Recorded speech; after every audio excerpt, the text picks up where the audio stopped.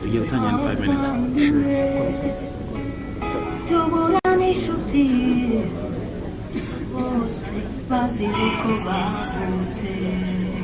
iri clean okay ndashaka ifati ururimi ngomba kubonera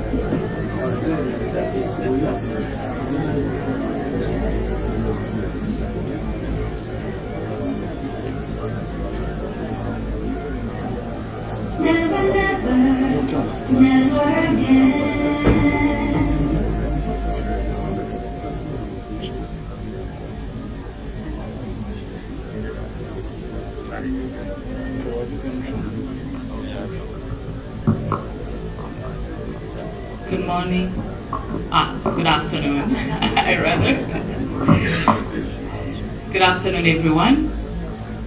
First, we want to apologize for starting a little bit late. We'll try to keep up with the program. So, on behalf of the Memory Keepers Association, I would like to welcome you all and thank you. I really appreciate, and the Memory Keepers Association appreciate taking time out of your busy schedules to come and stand with us. This day we commemorate over 1 million of Tutsis whom life was taken away so shortly in 1994 during the genocide against the Tutsi of Rwanda. So before we start our program, I would like to announce some housekeeping rules. So first, join me as you acknowledge that we are on Treaty 6, the land of the Métis. We pay our respects to the First Nations and the Métis ancestors of this place, and we affirm our relationship with one another. So we have ladies' rooms and gentlemen rooms around the hallway. There is an usher team and a security team that will guide you. And in case of emergency, the security team will take over, and please follow their guidance. Also, this event may be heavy, may be sensitive, may be traumatic. So if you need help at any time, there is again an usher team that is ready to help and assist whoever may need help. In that same route, if you came here with a little one, again because the events may be traumatic, may be heavy, we have prepared a room for children, and there's proper child care. So if you came with a little one, please, we'll be happy to take care of them. So now our program begins. I would like to invite Joy Mukaragi with the kids, and they'll come and lead us with the national anthems of both our nations. Thank you.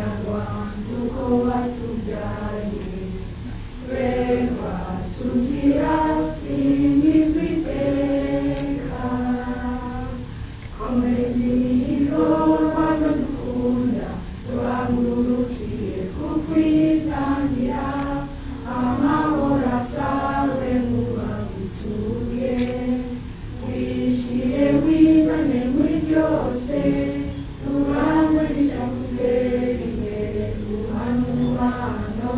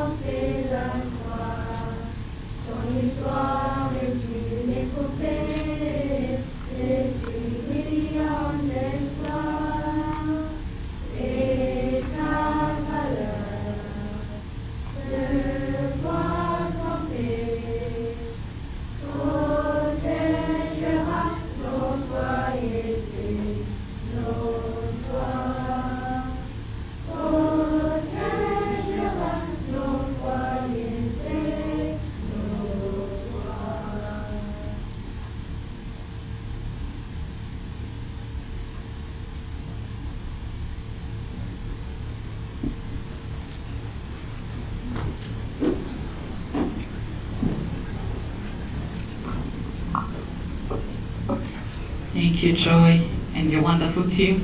Each year they deliver, right? They do. And it is great that every year there's new children and new children. So this is amazing. Now I would like to welcome Reine Claudia, the Secretary of the Memory Keepers Association, to come and give her remarks and introduce our distinguished guests and welcome them. Karibu Claudia.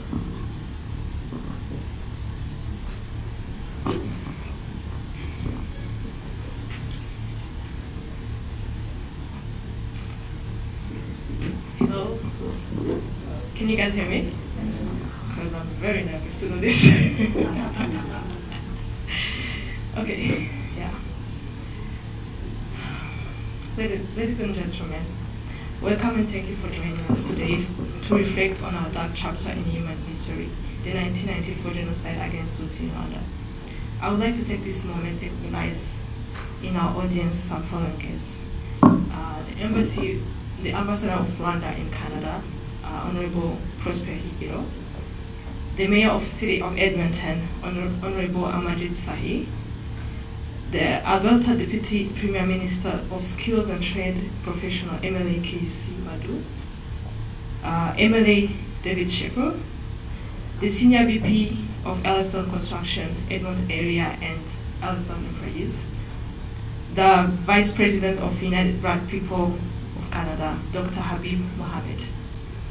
As we gather here today for our 1929 commemoration of 1994 genocide against Tutsi in Rwanda, we remember the million innocent lives that have been betrayed, taken during that time.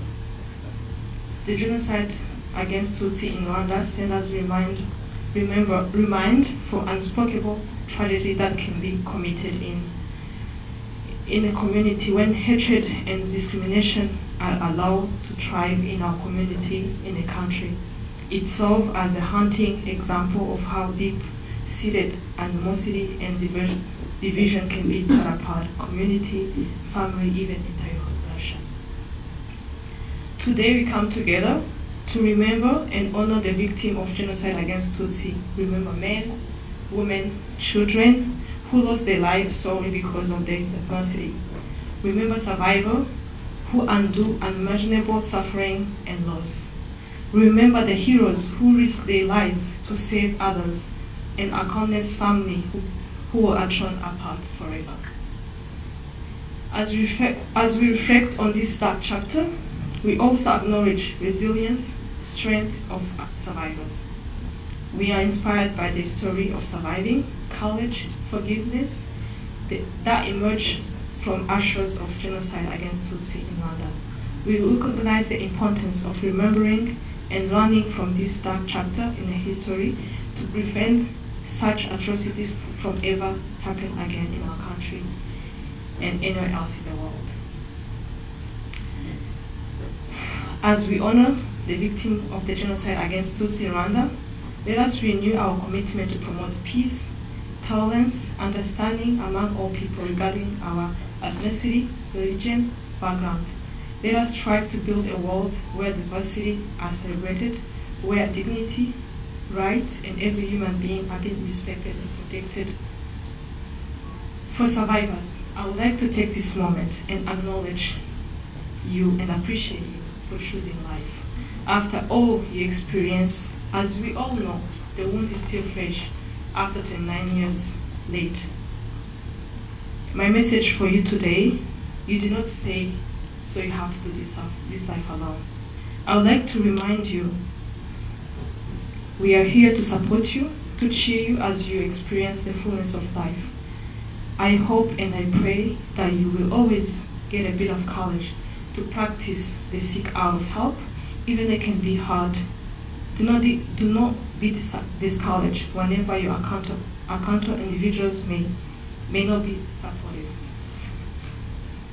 As for the rest of the community, let us practice active listening and ask how best you can support each other instead of making assumptions. Together, let us stand in solidarity with survivors, and let us stand together. Never forget the lesson for the genocide against Tutsi in Rwanda. May we work toward a world where such senseless violence and hatred have no place, and where humanity can truly prevail.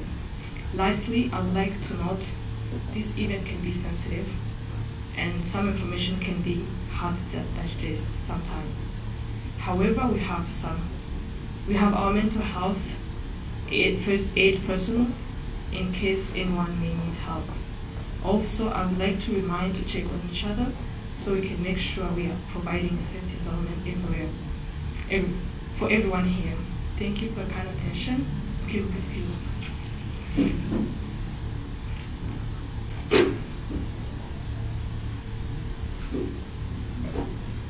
Mayor Amajit Sohi is here with us, unfortunately due to prior commitments and of course a busy, very busy schedule. He's only with us for only a short time. So for that, I would like to welcome him to come and give us his remarks. Your Worship, the floor is yours.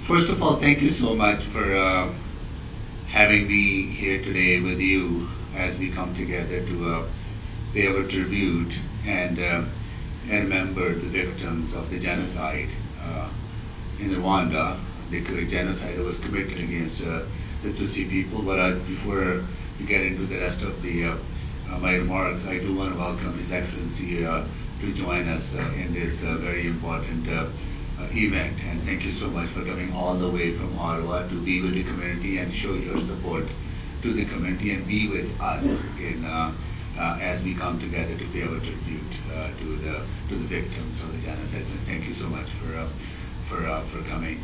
I also want to thank the organizers, Memory Keepers Association, because it's very important that we don't let go of our memories, even though how difficult they might be.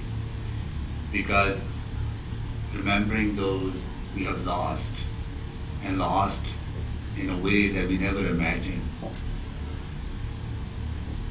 and making sure that through those memories, not only we come together as a community, but also we learn that we play our part, but also reflect that had the world paid the attention, maybe the outcome would have been different.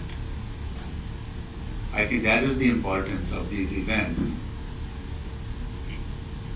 that we learn from them and what we need to do together to avoid such things from happening in the future.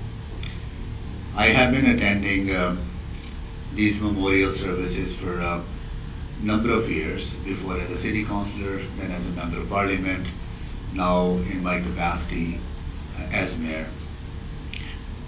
These are very difficult moments. These are very hard and traumatic events, and they can trigger so much pain and trauma and bring back some of the things that sometimes we try to forget. But when I leave these events, I leave with a sense of hope.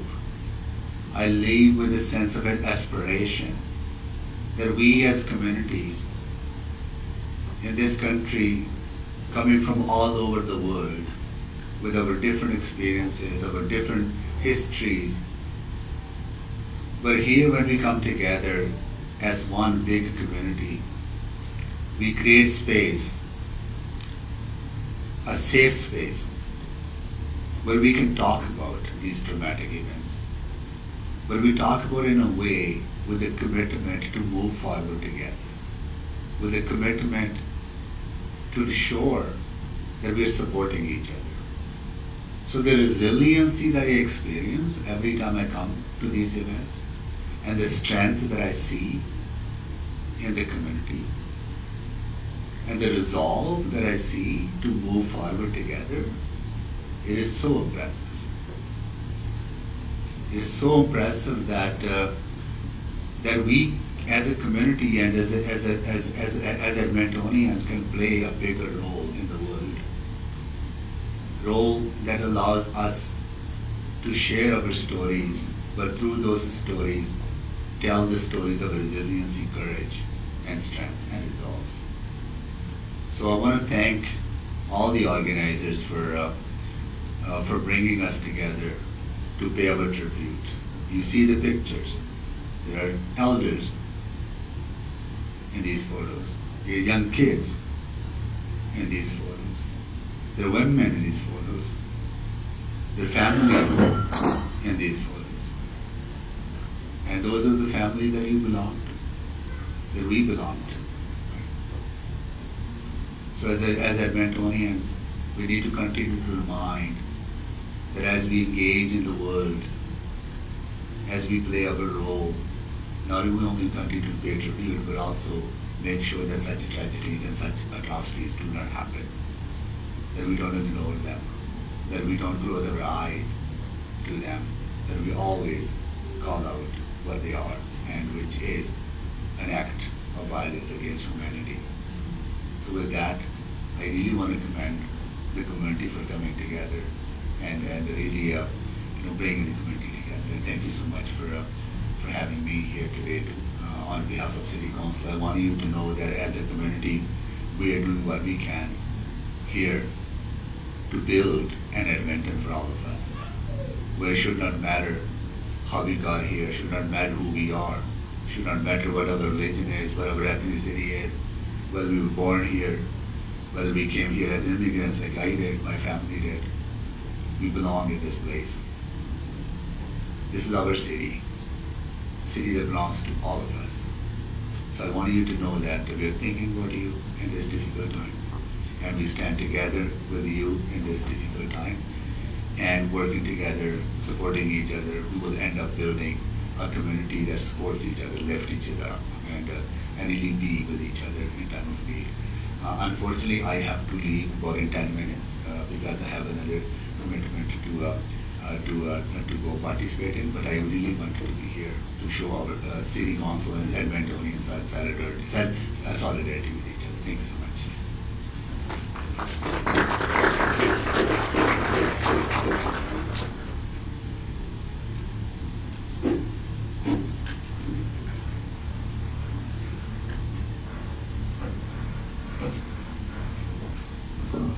Thank you so much, Your Worship.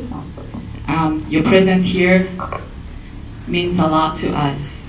As you all know, when the genocide happened in Rwanda, the world stood still and watched us die, and nobody said nothing. Nobody did nothing. So when leaders, community leaders, government leaders stands with us, it means that we are not alone anymore. And it is a step closer to the never again, hopefully.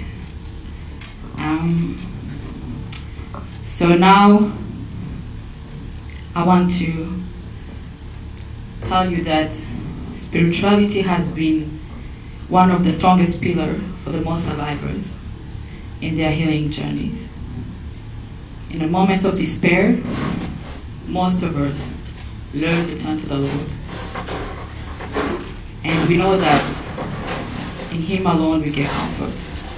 So for that, I want to welcome Pastor Rob to come and give us his remark and lead us in a prayer.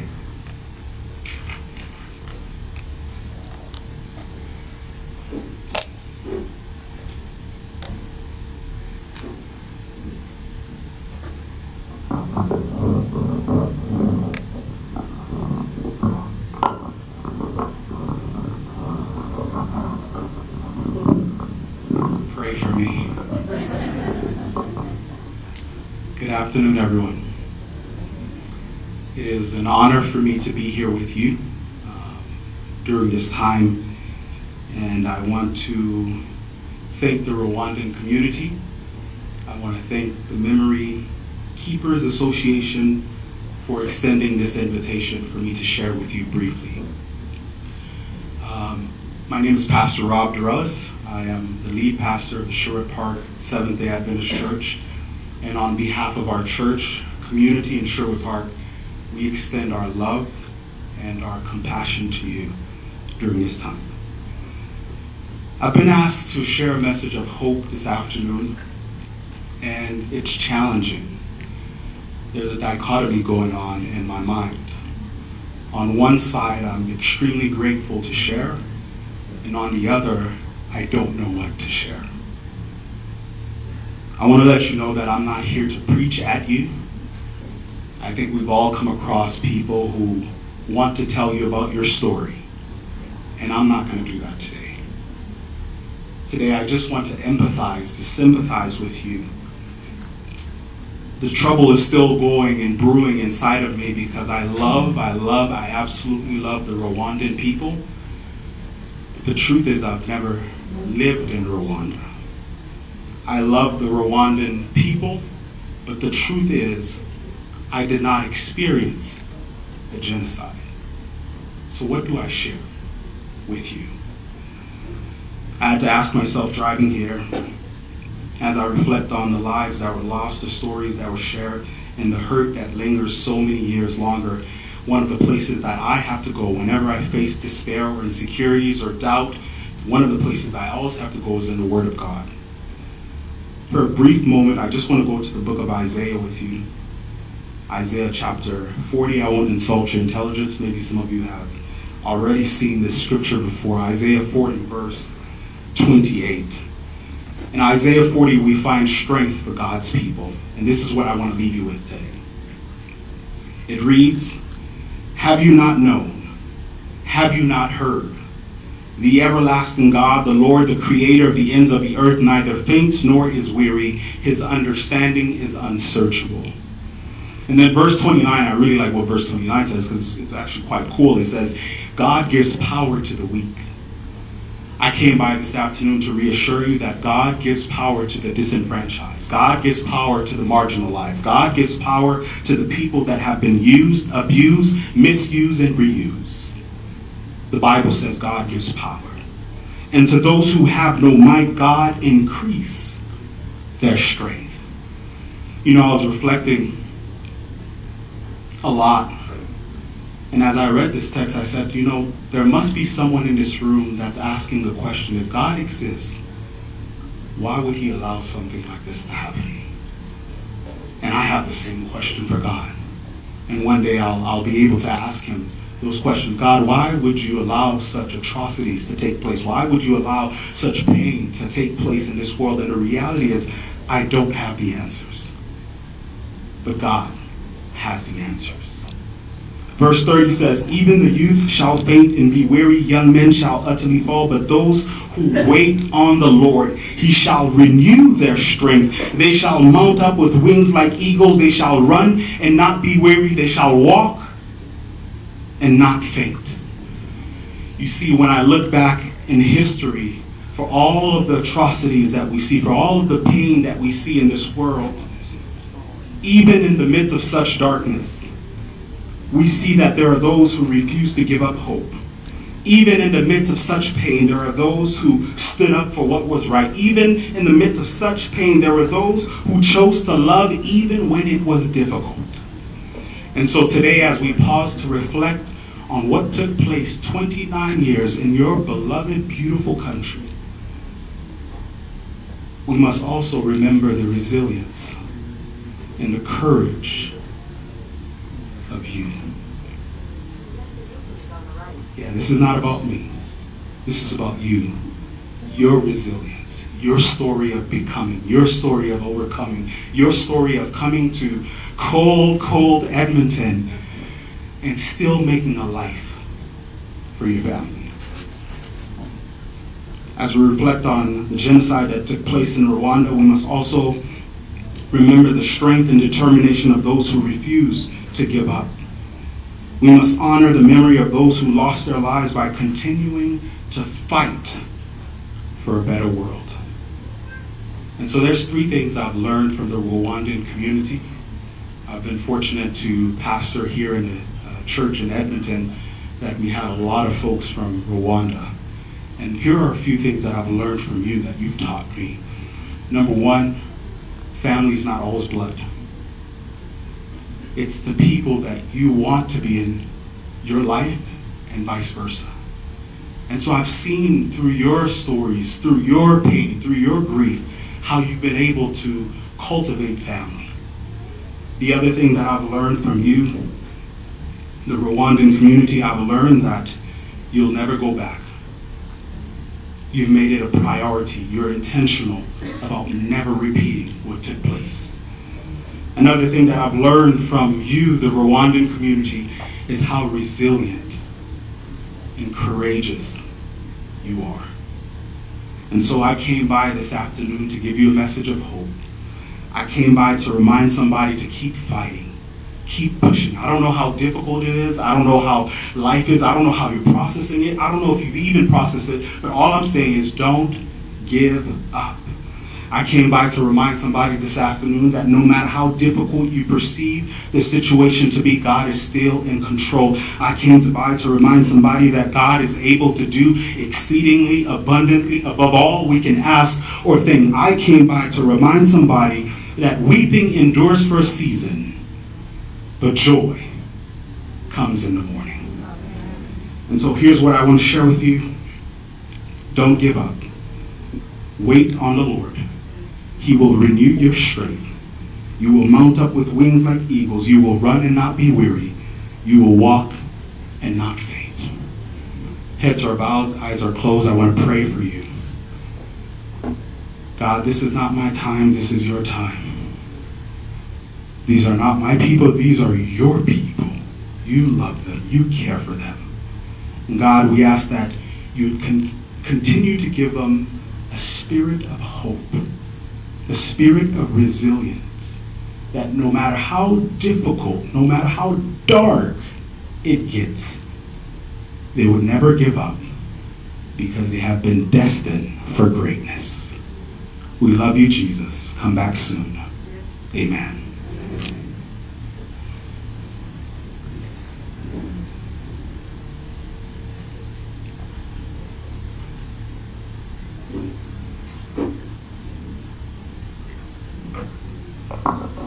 Thank you so much, Pastor Rob.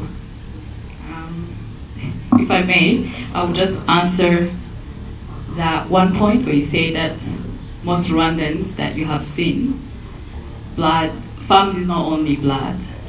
Unfortunately, that's by default, because most of our survivors, blood family does not exist anymore. So most people have learned to consider anybody around you as family, and that's just surviving. So we are going to enter the moment of laying our words and lighting candles. I'll explain a little bit about that. So every year we will continue to do this ceremony because the 1994 genocide against the Tutsi, the victims were our families, our friends, our people. And most of them never got the respectable burial that every human, it's the minimum that human deserve, is a proper burial. The victim of the genocide, most of them never got it. So we do this because our people who were dehumanized, it is our duty to give them back their respect and dignity in the little way that we can. So I'm going to invite His Excellency, the Ambassador of Rwanda in Canada, together with the President of the Memory Keepers Association. There is a rest that was prepared to come and lay it at the designated place. The usher team will help. Lisa will help us, will guide you. So if the President of the Memory Keepers Association, together with His Excellency,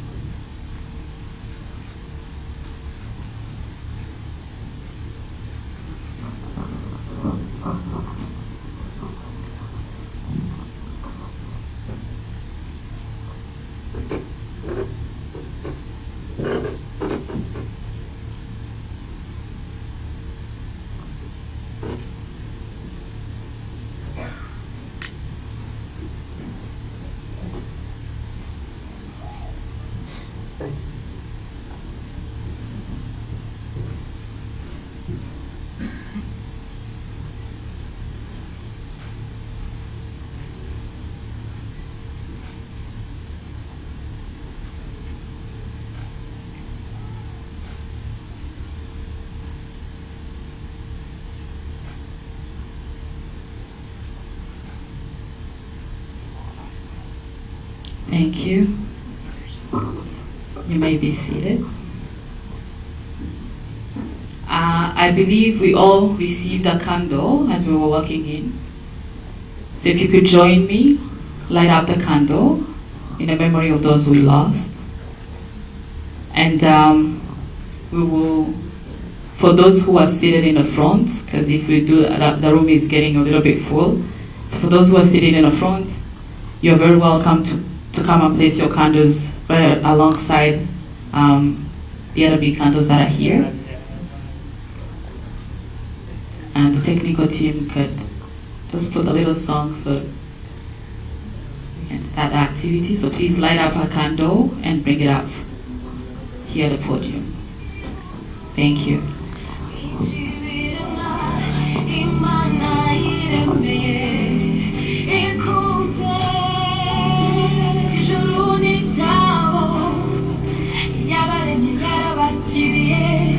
Come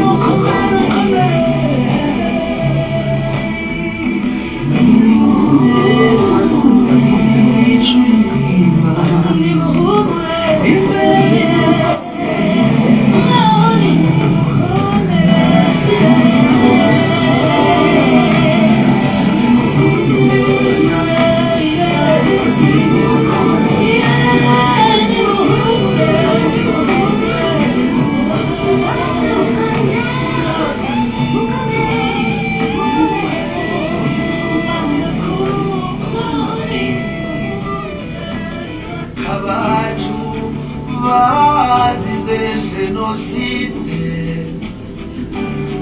niduteze kuzacika intege oya oya tubabwira ko mwakoze ishyano. Thank you, everyone. See, candles are still coming. Joy, you can bring your candle. Every candle matters.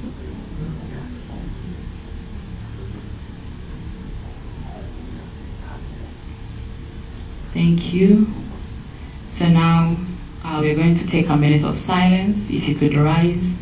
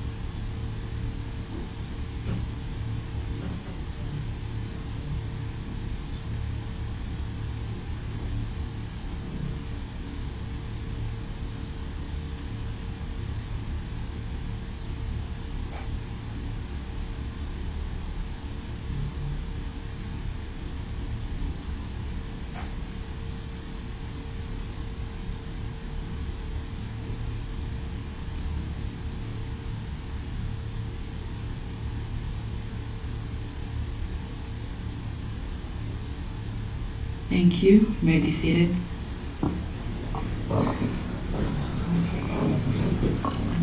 I think it's a little bit too dark in the room. I don't know about you guys. Little lighting won't hurt, I think. So I want us to practice something. I apologize if it's going to make you a little bit uncomfortable, but there is something that in the Rwandan community we have in our culture, and we share it with the Canadian culture. It's called giving a hug. The person you're sitting next to may be a survivor. The person you're sitting next to may be mourning. They have been mourning for the past 29 years. The person who's sitting next to you may be the solo survivor in their whole family.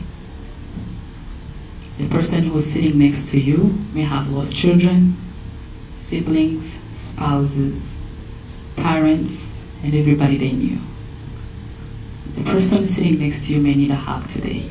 So please, if that's okay with you, give a hug to the person sitting next to you and whisper a word of life to them, if that's okay with you.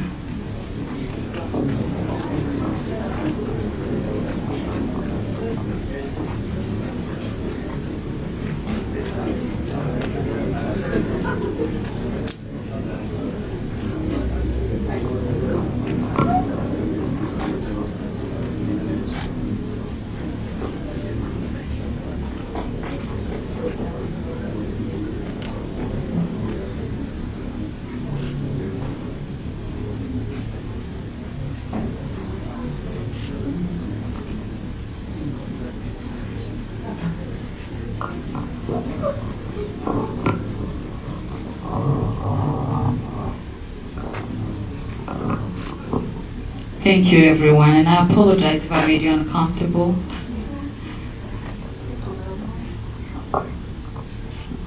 Now we have come to a great moment where we're going to hear a presentation put together by our keynote speaker, Madame Jacqueline Mrekatete. She's a fellow survivor. She lost her parents, her 6 siblings, and many extended family members during the genocide. Mrekatete has dedicated her life to be a human rights activist. She has delivered several genocide prevention presentations at schools, international organizations, faith-based communities around the world. She has had the privilege to address the UN General Assembly and regular participate in high-level human rights conferences. Madame Mrekatete, the floor is yours.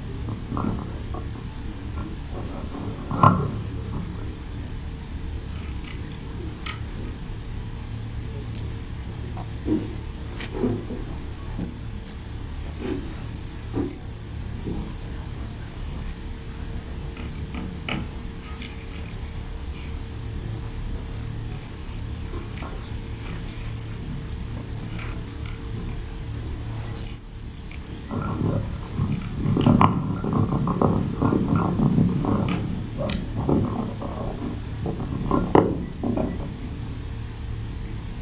is good. Thank you very much. Good afternoon. Excellencies, honored guests, fellow Rwandans in the audience, fellow survivors, dear friends of Rwanda. Let me begin by saying how honored I am to be with you this afternoon as we officially commemorate for the 29th year the 1994 genocide against the Tutsi in Rwanda. And once again remember the innocent men, women, and children who were brutally murdered in 1994 simply because of their Tutsi ethnicity. And I'm especially happy to be here with you this morning because Edmonton is a place where I have family members and many dear friends. So once again, thank you for having invited me to be part of this very important program. So my keynote this afternoon, I've been invited to speak specifically about the unique traumatic experiences of Tutsi women and girls during the 1994 genocide against the Tutsi. There are many aspects that one can talk about when it comes to the genocide, but the traumatic experiences of women and girls is going to be the focus of my remarks this afternoon. It's a very sensitive subject. It's a very heavy subject because we know that women and girls, Tutsi women and girls in 1994 were not only a target for murder, a target for extermination, as Tutsi men and boys were, but Tutsi women and girls were also subjected to other crimes by the nature of being women and girls.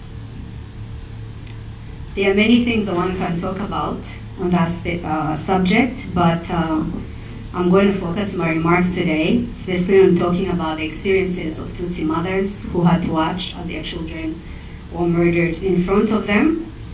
And also, I'm going to be talking about the sexual violence or gender-based violence that many Tutsi women and girls experienced during the genocide. And I'm going to begin with Tutsi mothers, the starting point of whom is my own mother. My mother, Cesariga Sengaire, was about 40 years old when the genocide started. She was a mother of 7, myself included, 4 boys and 3 girls. And despite having grown up in a country where, like other Tutsis, she lived as a second-class citizen, where she was treated as second-class citizens, denied education, higher education. My mother, like all Tutsi mothers, worked hard to make sure that their children would have a better future.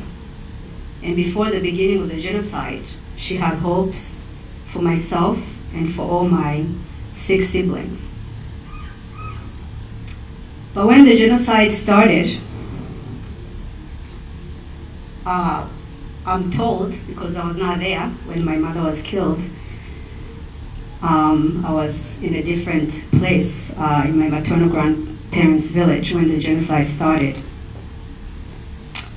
And when the genocide started, I'll come to learn after the genocide that my mother had been found in a bush, hiding in a bush near my house, along with my 6 siblings. My father was hiding in a different place at that time because when the genocide started, there were some men who chose to hide in different places from their wives and kids, hoping that perhaps the killers would have mercy on the mothers and the children. So my father was in a different place, and he ended up being killed on the same day, but not at the same time. But after the genocide, I learned that my mother and my 6 siblings were discovered, as I mentioned, while hiding at a nearby bush in my village.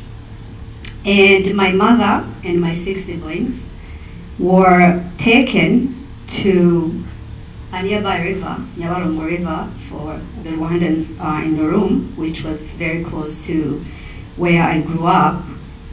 And there, my mother had to watch as all her 6 children were murdered in front of her, one by one. The youngest of my siblings was only 2 months old when the genocide started.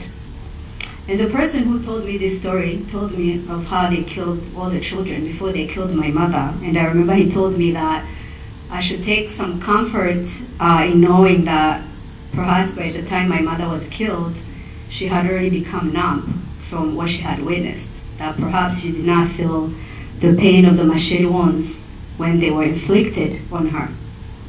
And while that was told to me in a way where the person wanted me to have some kind of relief, I have to tell you that for the past 29 years, that image of my mother watching my siblings being killed and their bodies thrown in that same river, the pain that she must have experienced during that moment, that last moment on earth, that image is something that has haunted me for the past 29 years, and I'm sure will continue to haunt me for many more years. And I wish I could stand here this afternoon and tell you that my mother's experience was unique, that she was the only mother who had to endure such agony and such pain and suffering before she was actually killed. But unfortunately, that's not the case.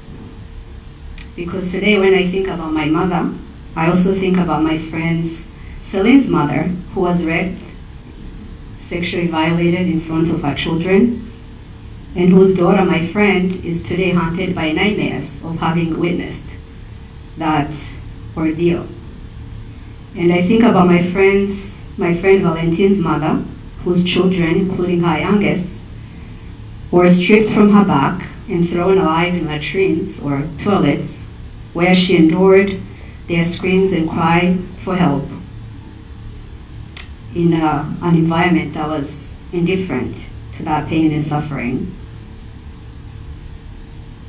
And I think about the women who were pregnant during the genocide and who had their stomachs cut open to make sure that even their fetuses were destroyed, because we know that during the genocide, radio broadcasters will often say that a child of Tutsis are snakes and a child of a snake is a snake.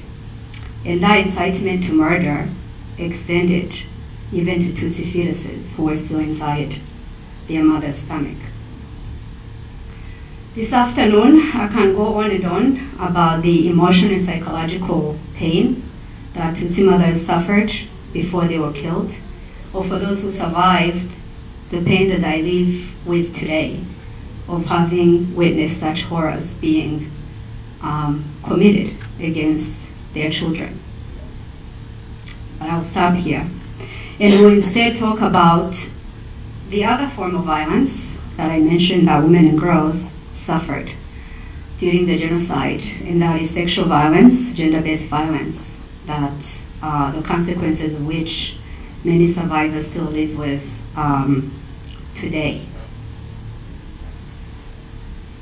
In speaking about the sexual violence or the gender-based violence that Tutsi women and girls suffered, there were some Tutsi men who also suffered it. But in talking about the women and girls and the rape, the sexual violence that they experienced, it's very important for us to know, for those who are not too familiar with what happened in Rwanda, it's very important for us to know that the sexual violence which characterized the genocide was not a random act. It was not just a few Hutu men and boys who were doing it, but the sexual violence in 1994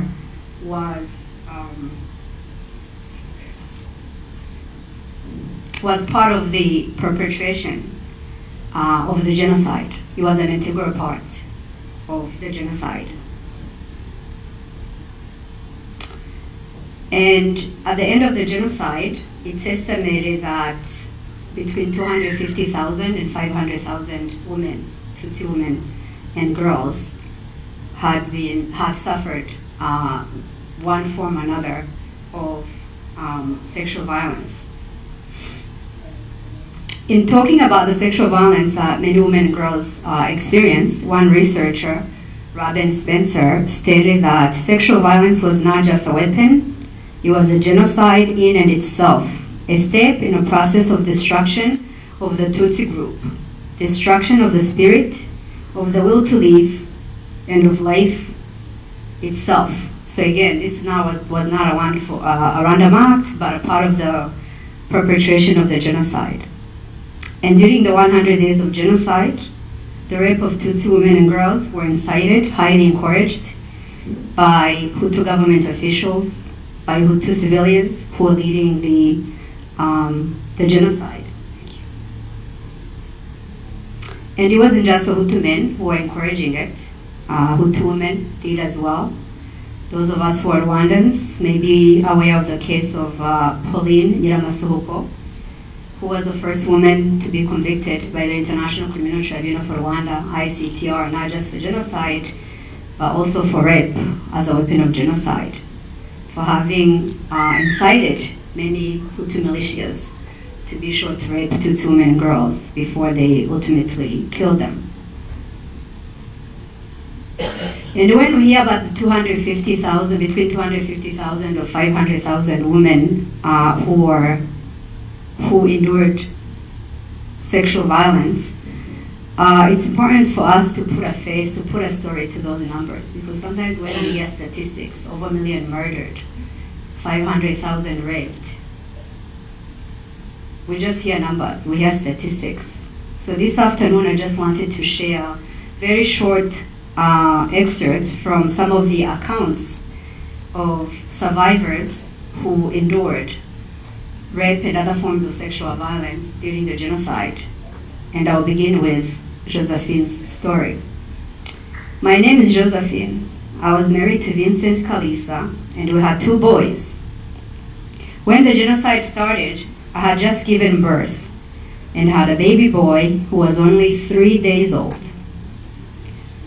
Right after killing my husband, they returned to rape me.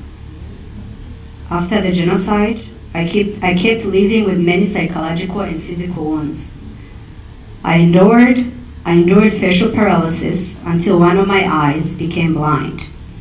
Part of my mouth too was affected. Today, I'm unable to do much work and must rely on support of good-hearted people. This is one of the survivors that my nonprofit works with. So during the genocide, there was complete disregard, even for those women who had just given birth. They were targeted just as other Tutsi women were targeted.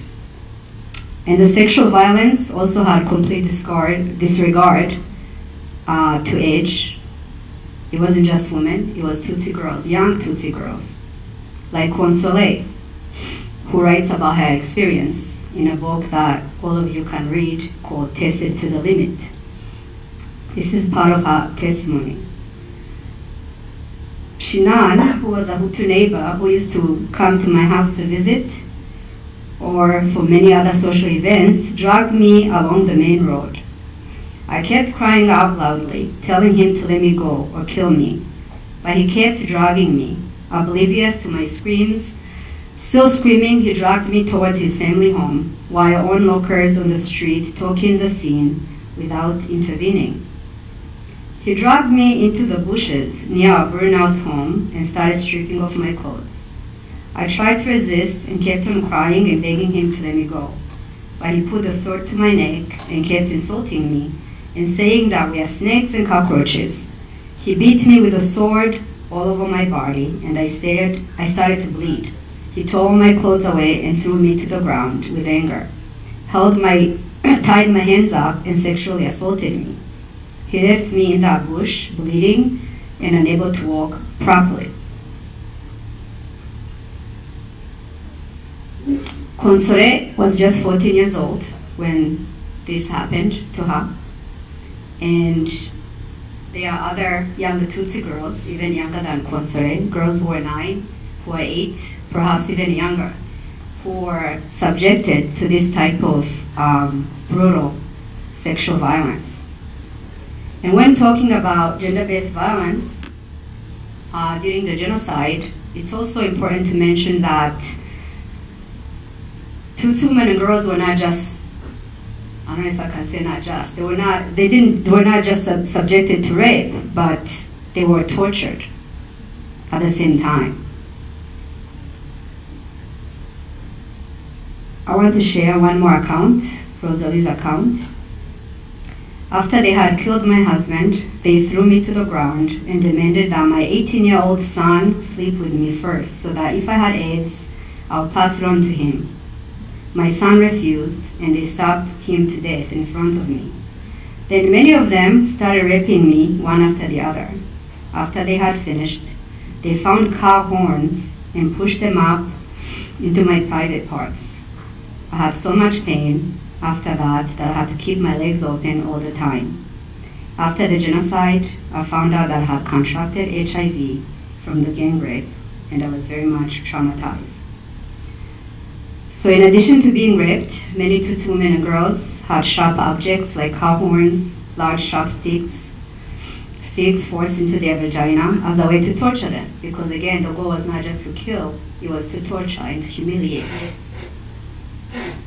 And today, when one visits the Nyamata Memorial in Bugesera district, for those who have not been to Rwanda, when you do visit, I do encourage you to visit that memorial. It's a church, it used to be a church. It's now a genocide memorial where thousands of Tutsis sought refuge and ended up being murdered.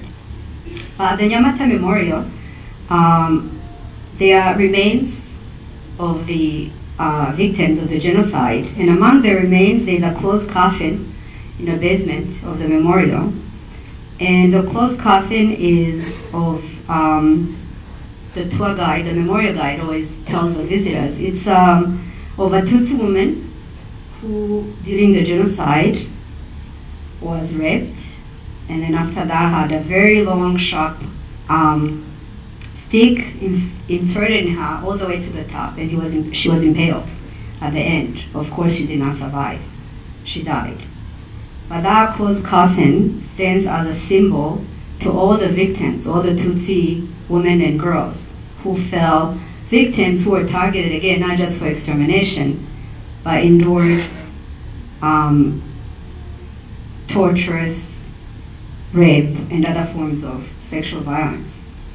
So in sum, sexual violence, gender-based violence against Tutsi women and girls during the 1994 genocide against the Tutsi was carried out with levels of maliciousness, brutality, levels of, in Kinyarwanda we say, ubushinyaguzi, ubunyamaswa, a level of sadism that really defies human understanding. And once again, it's critically important to remember that this was part of the extermination plan. This is a historical fact which was confirmed during the proceedings of the International Criminal Tribunal for Rwanda in the case of Prosecutor versus Akayesu. This was a case which dealt with Jean-Paul Akayesu, who was the mayor of Tawa when the genocide began, and he had incited many Hutu men and boys not only to kill, but to rape and torture, sexually torture Tutsi women and girls before they killed them. And the Akayesu case became the first time that rape and sexual violence was defined under international law, and became the first conviction in the history of sexual violence where rape is now considered as a crime of genocide. And thus, the Akayesu case set an important precedent for the future persecution of rape and sexual violence during genocide and other mass atrocity crimes. Now, the women and girls, as you can imagine, who endured, who were subjected to such ordeal, face many challenges today. They've received some support over the past 29 years, but more needs to be done. And I want to show a short video that is a video for one of the women retreats that my nonprofit organization helps to run in Rwanda, of women who were raped during the genocide, and it talks about some of the challenges that they face today. Instead of speaking for them, I wanted them to speak for themselves. So I'm going to show that short video and then we'll continue.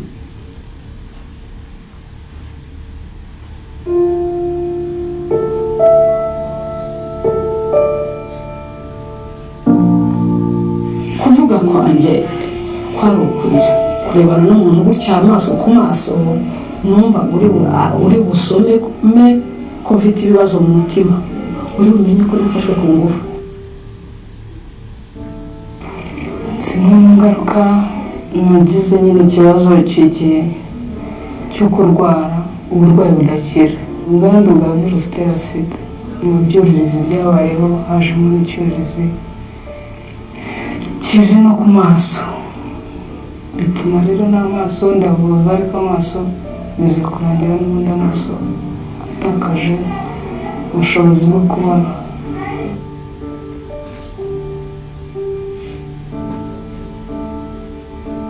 Twari tukiri abakobwa, turi abana benshi, harimo abo bishe, hari n'abo bafashe ku ngufu. Harimo abafashe ku ngufu ntibabatera inda, harimo abo bafashe ku ngufu babatera inda, ndetse n'indwara zidakira. Uteze amatwi uko abo bose bavugaga, bikwereka ko tugifite urugendo rwo gufasha abacitse ku icumu rya jenoside gukira, cyane cyane abagore. Even though I knew that rape is one of the weapons that have been used during the genocide, in 2016, it was my first time to hear a story of a woman who experienced rape during the genocide in Rwanda.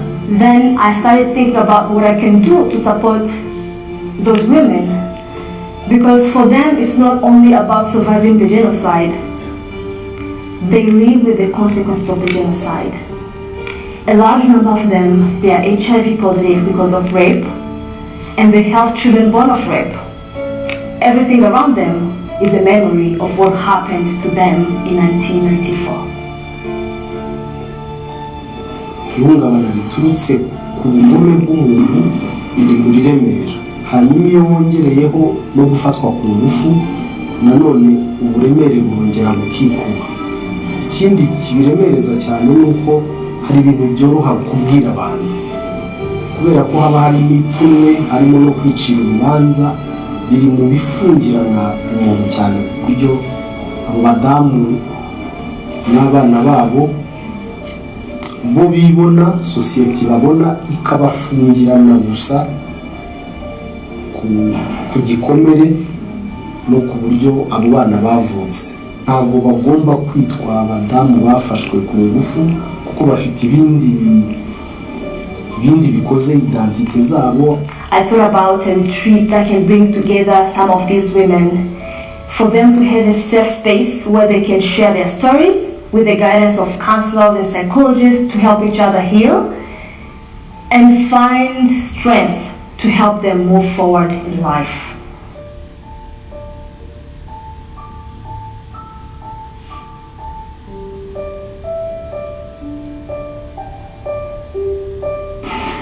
Survivors Fund works to empower genocide survivors in Rwanda and the UK. Among our work is to support women who were raped during the genocide and have children born as a result of these rapes. Ahantu haranejeje, iri huriro ryaranejeje cyane. Hari nubwo ryamaga sinsinzira, ariko buriya naragiye kuko twari tuganira n'uriya twabonanye, akambwira amateka, yakambwira ukuntu yarwaye sida, ukuntu bamutaye, nsanga jewe ahubwo ibyanjye byasa nkaho byoroshye. Baramutse bongewe andi mahugurwa angana nk'ayo wamaze guhabwa, bagera ku kigero gishimishije kandi kinejeje. I think all the widows, or most of the widows we have here in Rwanda, have shown resilience of a high level.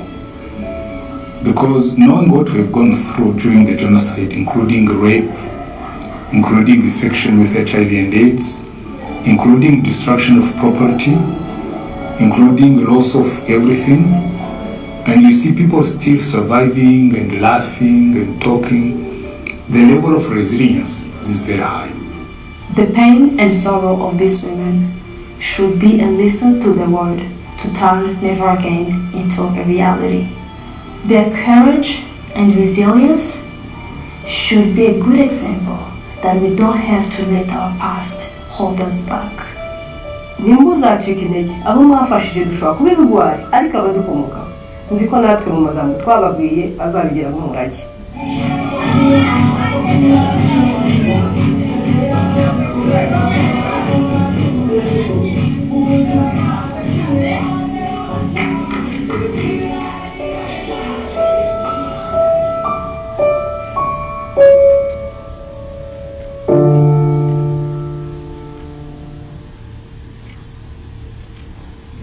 So I wanted to show the video again because I think it's better that the survivors that I'm talking about speak for themselves, because there's so much that I can say for them. But as you heard, although they've been support provided over the past 29 years by the Rwandan government, by Survivors Association in Rwanda, and by non-profit organizations and NGOs outside of Rwanda, the challenges for the survivor community, particularly the women and girls who were raped during the genocide, remain.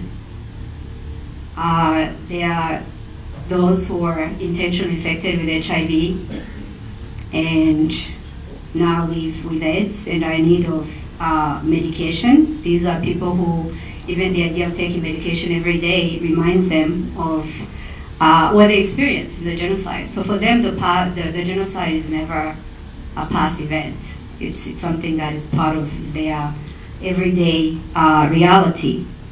There are also some survivors who, one of the survivors mentioned, who are now dealing with a number of other illnesses relating to the sexual violence that they suffered during the genocide. And there are survivors who have physical wounds, those who suffered sexual torture, had their organs damaged in the process. Some of them are unable to bear children as a result of what happened to them. And there are some of them who have suffered, who are permanently disabled. I know two survivors in particular that we work with who have been bedridden since 1994, meaning that for the past 29 years, they have not been able to get up or to walk. They've been in bed. Everything has to be done for them. This is a reality that we cannot ignore.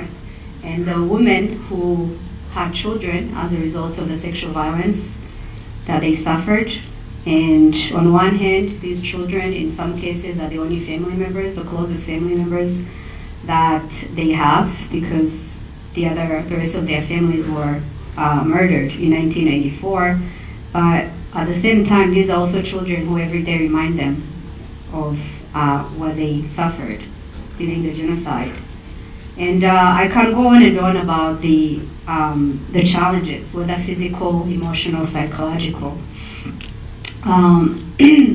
But it's very important to realize, or as we commemorate today, whenever I go to Kwibuka events, I always say it's good to remember, to commemorate. There is intrinsic value in remembering, for remembering's sake.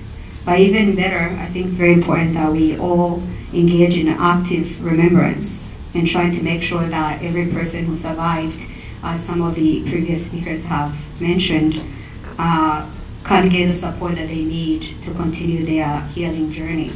And what is needed is not, billions of dollars, as you heard. Survivors need safe spaces to be able to talk about what happened.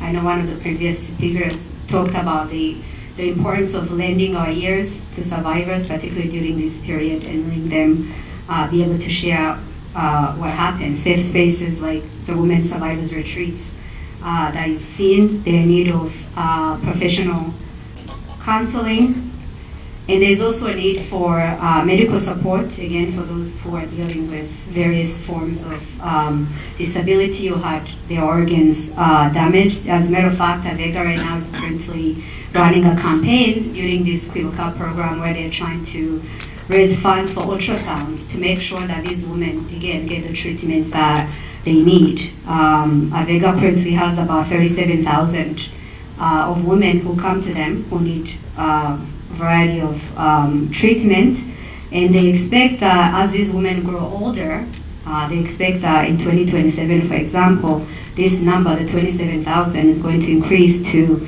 110,000 patients that are going to need medical care. And in addition to medical care, they certainly need to support survivors financially, supporting income-generating activities, businesses, and as I said, a lot of support has been provided. So what I'm saying here is not out of lack of recognition or appreciation for what have been done, but it's in recognition of the fact that more needs to be done, and there should be a sense of urgency to make sure that the survivors who are still in need of support get it, because many survivors are passing away as a result of the physical and psychological wounds that they suffered. Many of them are falling victims to a variety of illnesses that stems from untreated and unaddressed trauma. And there's also a need to make sure that they get the psychological support that they need, so that level of trauma, we can prevent it from being passed on to their children, because all of us are aware of the intergenerational transmission of trauma. And while survivor parents cannot expect 100% prevent their children from being traumatized by their parents' experiences, I do believe, and I know for sure, that when survivors are able to access support, mental health support, at least the passing on of that trauma can be minimized. But I know I shared many horrific stories in my remarks. I told you stories that are full of brutality, which I believe are important to share. There are some people who will tell you, why talk about these horrific things that were done to women and girls? Why talk about this? But I think it's important to share, because a lot of these women, they need to be heard, and they must be heard. And part of their justice is being heard. But I also want to end by just saying a word about resiliency. In the video you heard Antoine Kaycee, who is a survivor himself, talking about the exemplary resiliency that women survivors have displayed in the 29 years since the genocide. And as somebody who works with the survivor community, I can assure you that that resiliency is something that is very hard it's highly encouraging. You know, whenever I go to speak at different events, people always ask me, you know, who's your hero? Who's the person that you admire? And I can talk about Gandhi or Martin Luther King. I can talk about all these famous names of people that I admire, but my answer is always my fellow survivors. They are my heroes. They are my inspiration, because whenever things get difficult, I think about some of the women that we work with, some of which you've heard from, and I have no excuse but to get up and to keep moving. Not only to seek to survive, but to thrive. And the survivor community, not only in Rwanda, but here, abroad, the survivor community here in Edmonton, I encourage those of you who are not Rwandans, even those Rwandans who, were in Rwanda during the genocide, to really engage with them, because they are the best lesson in human strength and in human resiliency. All of us came to these countries, whether it's in Canada or in US where I live. Most of us came to these countries not speaking the language, foreign lands, but a lot of us have been able to go to school, get an education, forge careers in various sectors. We've been able to raise children without the support that mothers deserve. You always hear that it takes a village to raise a child, but for the survivor mothers, that village was destroyed. Yes, we do have some, friends who have become family, as you said, but that nevertheless, you're still aware that you don't have your own mother or your own sisters. But nevertheless, the survivors, even here in Edmonton, many of them in this audience, have raised children, have accomplished so many things to be proud of over the past 29 years. So while, as I tell these stories of horror and of need, I also want us to really, particularly to my survivors, my fellow survivors in the audience, to also appreciate how far we have come, to realize that, the strength that we have, that we are branches from very strong trees with an even stronger roots, and that we must continue. We must never give up hope, as the pastor just mentioned. But as we celebrate that resiliency and how far Rwanda has come, how far the survivor community has come, it's also equally important to make sure that nobody's left behind, that the survivors who are still in need of support, who continue to need support, because as I said, there are some who are going to need support for the rest of their lives, because what they suffered left them permanently disabled, unable to do much for themselves. But to make sure that those survivors are not left behind. Because at the end of the day, whenever I speak, people always ask me, what do we do? Where do we go from here? How can we best, honor the memory of the over 1 million innocent men, women, and children who were murdered in 1994? And my answer is always this, and I'm going to conclude with that, is that I personally believe that the best way, there are two things that we can do. The best way we can honor the memory of our loved ones, the memory of the over 1 million Tutsis who were murdered in 1994, is by doing what we can, individually and collectively, to make sure that what happened will never happen again, that our children and children's children will never have to experience what we experienced. And the second part, and equally important, the best way that we can honor the memory of our loved ones, of the over 1 million, is by making sure, as I said, that survivors who still need help have the sufficient support that they need to live the rest of their lives with the dignity that they deserve. And this afternoon, that is my call to action, and I hope that everybody in the audience, as we continue to go through this Kwibuka period, this 29th commemoration, that we'll all ask ourselves what we can do individually and collectively to make sure that the survivors, some of whom you heard, are getting the support that they need and that they are entitled to, in fact, as victims of genocide. So thank you very much for your attention.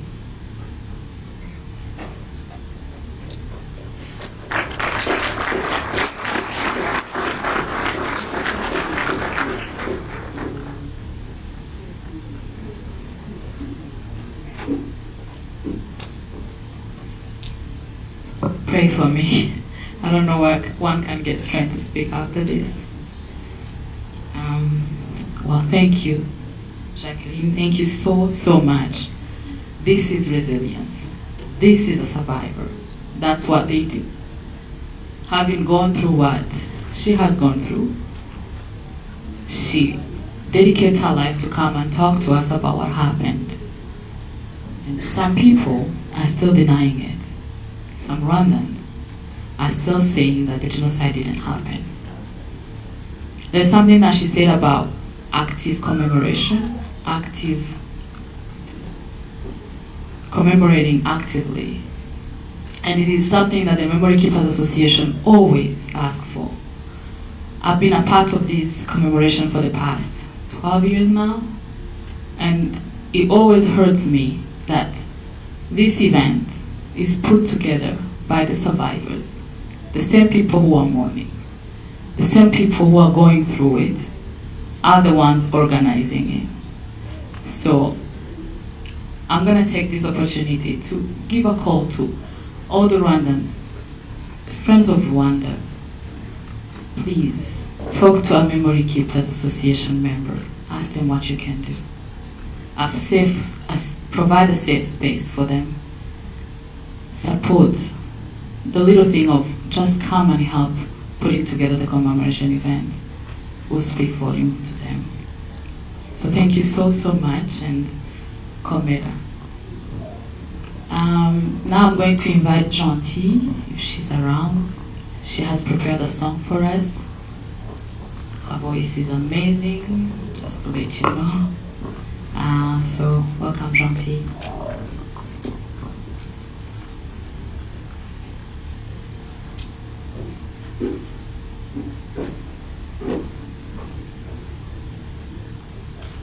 Anyway, biragoye kuririmba aka kanya, ariko indirimbo bambazaniye ni amagambo cyane cyane avuga ngo komera humura.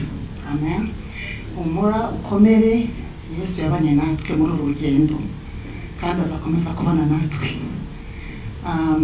Aya magambo urayasanga muri Yesaya igice cya 41 ku murongo wa 10.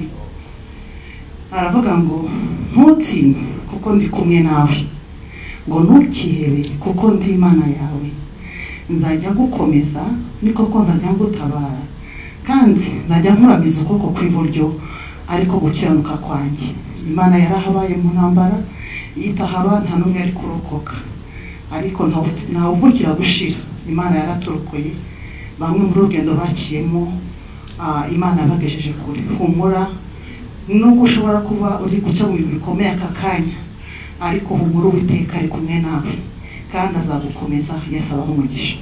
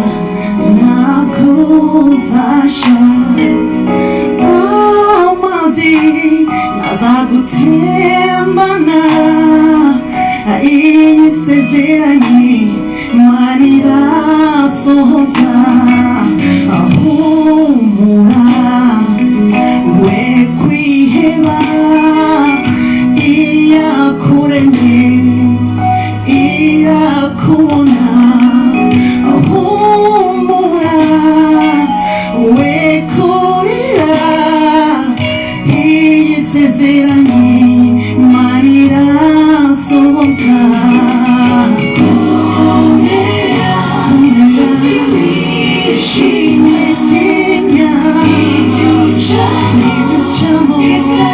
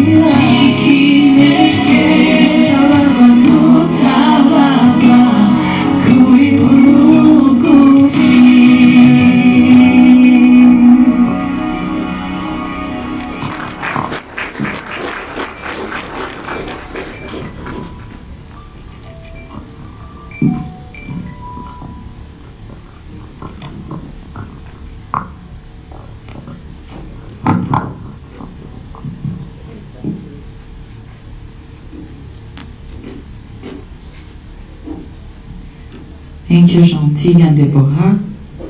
I told you her voice is amazing. So now we have the honor to have the Secretary of the United Black People of Canada. His name is Patrick Higiro. If he's here, you're welcome to come and give us your remarks.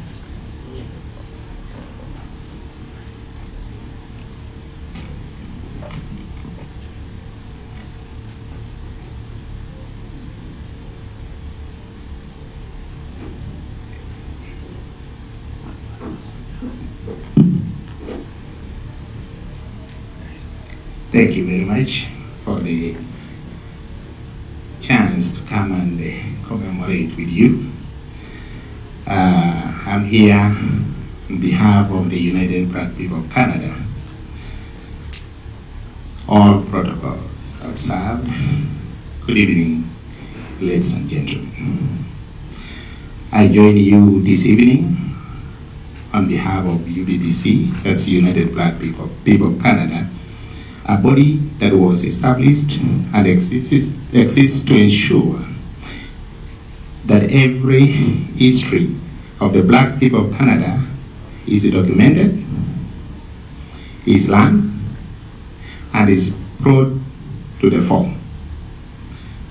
United Black People of Canada strives to assure and ensure that the voice of Canadian Black people is heard.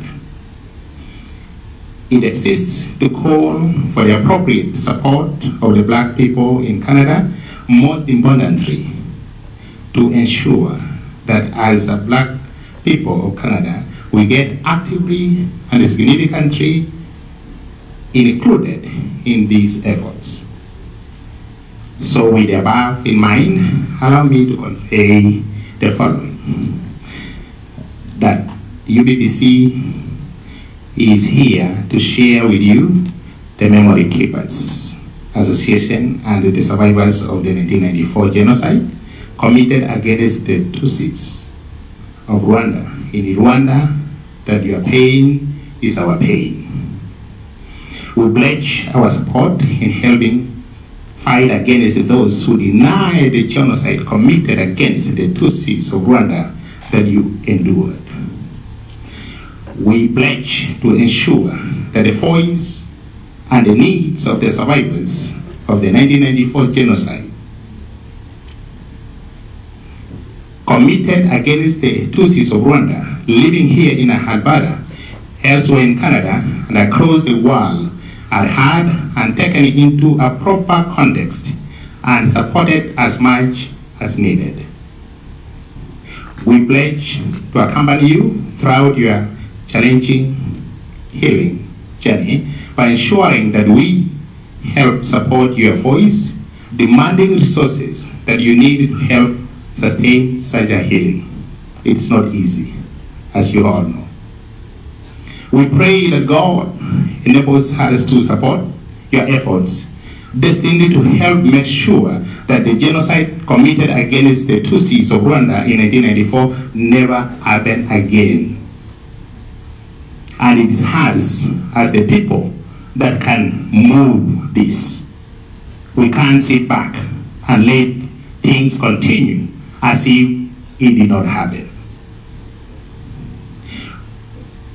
We are looking forward to working together with you to help ensure that Alberta Blacks and Black people of Canada live and work in unity, and that none of us is left behind socially, politically, and economically. Your pain is our pain. We all are in this together with you. I want you to stay strong and know that together we are strong. Count on our support. We are with you in this journey. Thank you.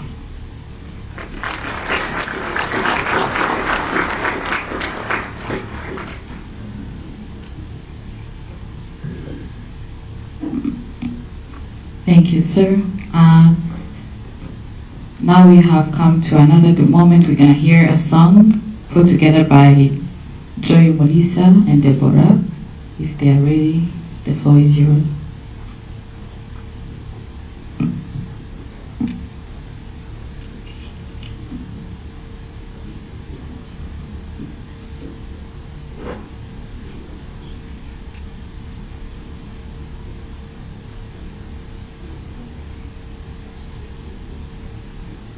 Hello.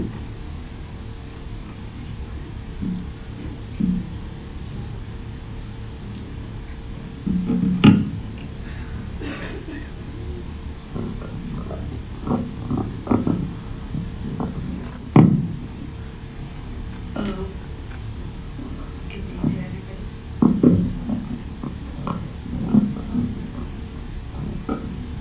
Hello, you can hear me? Thank you. My name is Deborah Mwihaye. I'm with my sister Joy Marisa. And the song that we're gonna do is called Kwibuka. The meaning of Kwibuka is to remember. We're remembering the 29th commemoration of the genocide against Tutsi that happened in 1994 in Rwanda.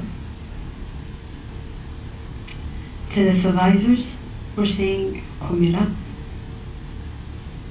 We're together. We know the ones that are gone. We remember them, we dream of them every time. This song says, I dream of you. I clothe myself with your dreams. Your light will always shine in us. We will always thank you, remember you, and keep you at heart. We will always cherish the moment that we had together. We will always give you back the honor and dignity that was taken away from you. Thank you.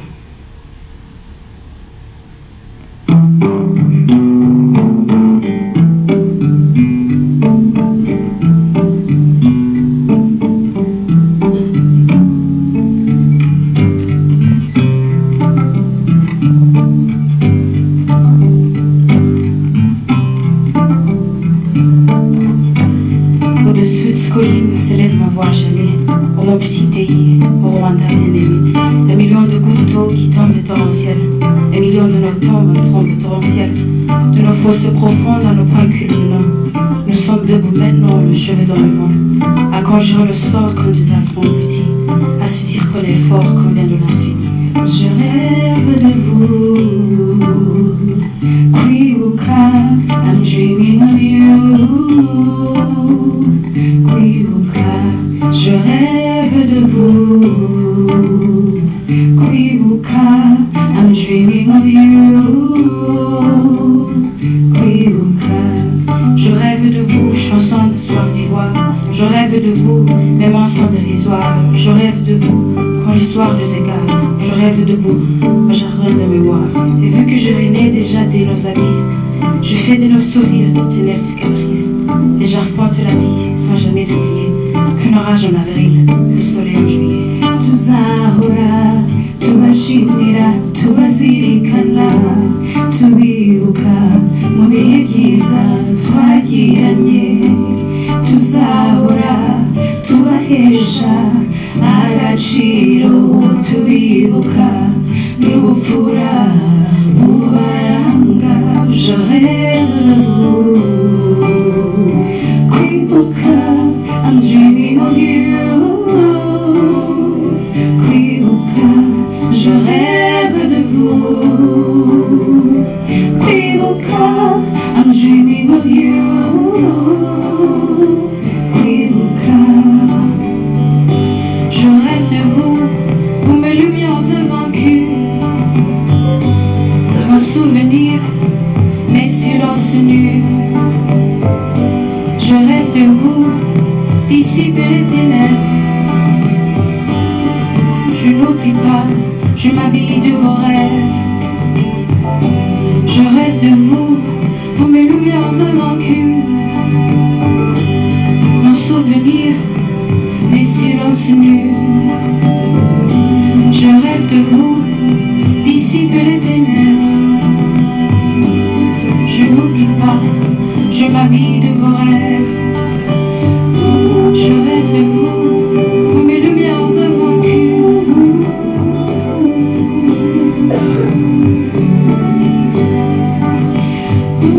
Je rêve de vous.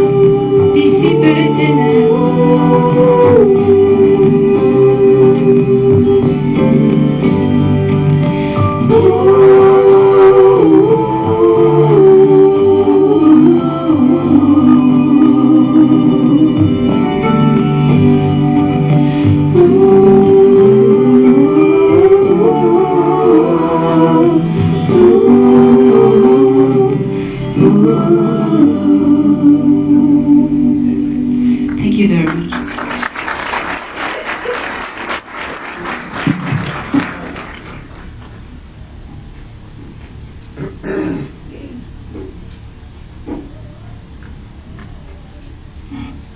What a beautiful song. Thank you, Joey and Deborah. This is a heavy event.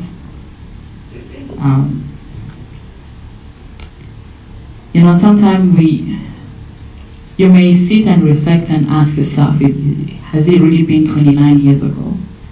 And how come is it still so fresh? I think those of you who heard our keynote speaker's words, how can you get over that?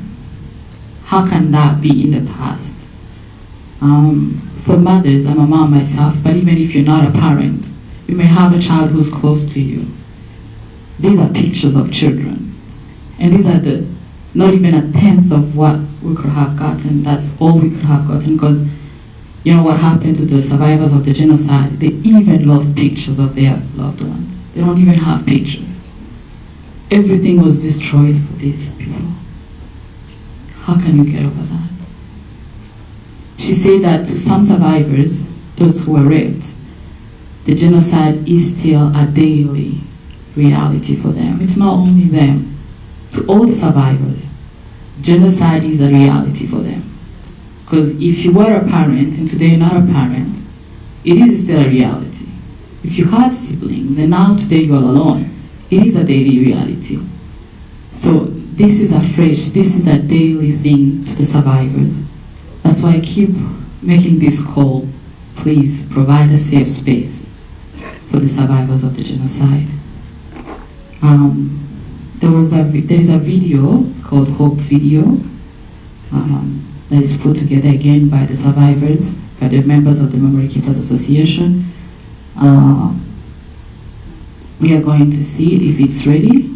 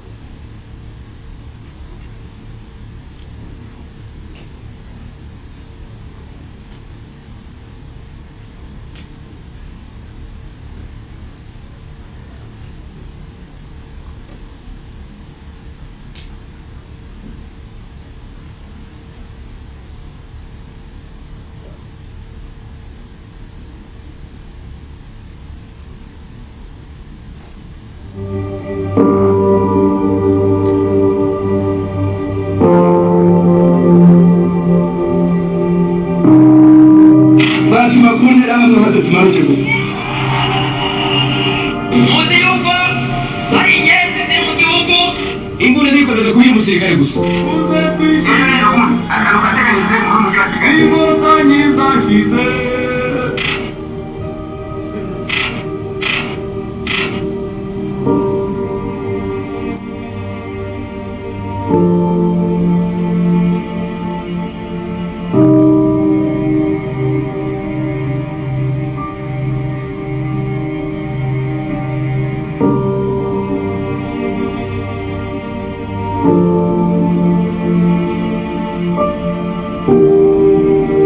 cyampaye imbaraga zo gukomeza ubuzima mfite n'icyizere nyuma ya jenoside nuko abashakaga kutwica ntabwo bari babigezeho kuko batatumaze imana yari yanogoye nagombaga gukomeza kubaho. Icya kabiri kandi umuryango wanjye wose wari wishwe nagombaga gukomeza kubaho kandi nkabaho nkomeye kugira ngo utazibagirana. Imbaraga z'abacitse ku icumu rya jenoside yakorewe abatutsi ibyari bamaze kugwirira igihugu bakabasha kwihangana bakongera bakiyubaka ibyari byoroshye, ariko kubera izo mbaraga zabo bacitse ku icumu rya jenoside yakorewe abatutsi byampaye imbaraga n'icyizere cyo kubaho umuntu agakomeza ubuzima kugeza isa.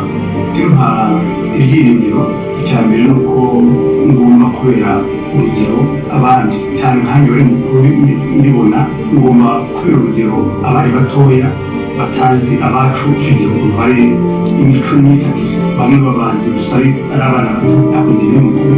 Ngomba rero gutwara ibendera ryari icyo gihe kugira ngo twerekane uburyo ki nibura ari icyo gihe bari imfura. Niyo mpamvu ngomba kuba nibura kugerageza kuba imfashanyigisho ku batoya kugira ngo banyigireho umenye ngo ababo bagiye wenda bagenda bisanira n'iyo mico, ko rimwe na rimwe imico igenda ihindagurika, ariko nibura numvise ko ngomba kuba urugero rw'abacu bahise kugira ngo abatoya n'abavuga n'ubu bazanyigireho.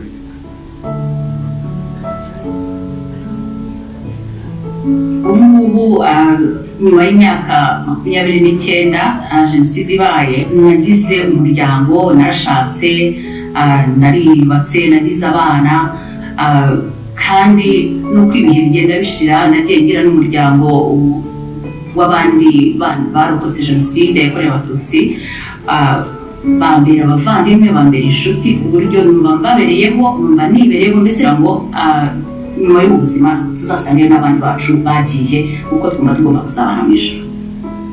Umuntu avuga ko icyizere gihari uhereye aho yavuye kugera ageze mu myaka 29, twarongeye twiyegeranya n'imiryango, tugira abana, ndetse rimwe na rimwe ugasanga n'abana baje basa neza n'abavandimwe bawe. Rimwe na rimwe agira uti ni ibitangaza by'Imana, ariko niko ubuzima bumeze. Biguha icyizere cyo kubaho, ukabona ufite umwana usa n'umuvandimwe wawe wagiye, haba mu mico haba mu isura, ukumva biragushimishije. Ni nacyo kintu njye numva nagira inama abakiri bato, gushinga imiryango, abantu bakongera bagakomera, bakagira icyizere nyine kizahoraho igihe cyose.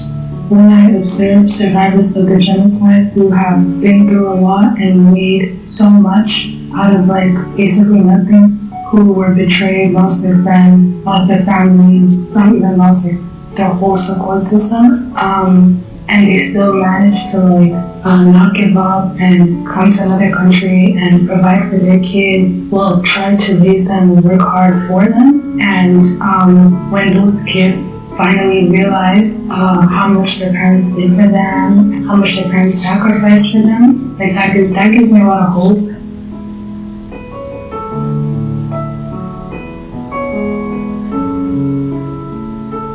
After seeing what my parents went through and losing all my family from her side, I grew up understanding that I was different and my family was different because of the events in 1994. And so I put it upon myself and my responsibility to ask questions to my parents, to ask questions to the survivors. Having that education, educating myself and hearing firsthand their stories has enabled me to pass on their stories and their testimonies to people outside of the Rwandan community and to ensure that it will never happen again. Ndibaza ko ari inshingano zanjye nk'urubyiruko kugira ngo jenoside yakorewe abatutsi itazibagirana kandi itazongera kuba ukundi. Muri iki gihe cyo kwibuka nitabira ibikorwa byose by'icyunamo kugira ngo bimfashe menye n'ibyabaye. Ni akamaro cyane kubyitabira kugira ngo nk'urubyiruko tuzabashe kwigira ku bantu bakuru bizadufashe kubaka u Rwanda rw'amahoro kandi rushize hamwe.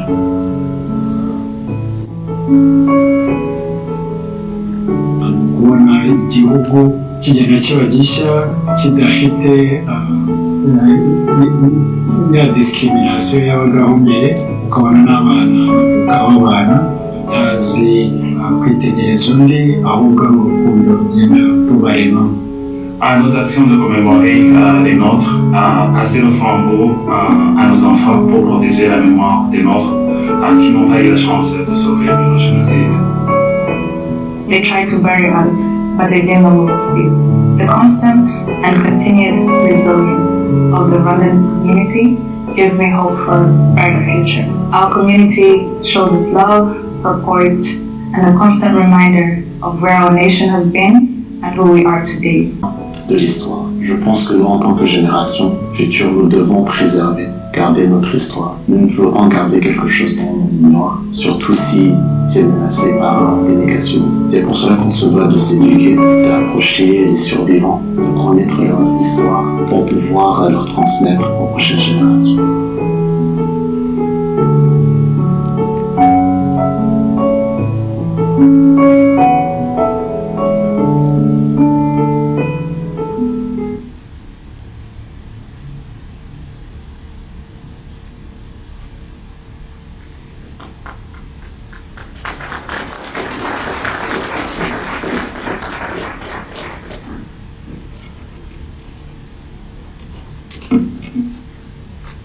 Thank you, the members of the Memory Keepers Association. Again, these people are tremendous. These people are just amazing. I just can't, I never understand how they do what they do. It's amazing. So now we're going to hear Maxime Rorangwa. He has prepared a poem for us. Karibu Maxime.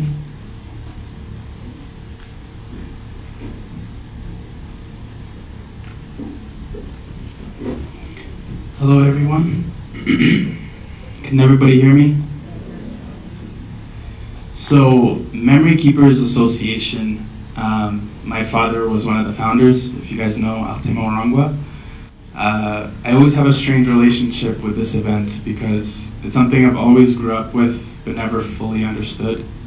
I remember my dad, he started a website where survivors can go on the website and post their story in hopes of finding other survivors and their story and putting that all together, trying to put the pieces together of what actually happened during the genocide.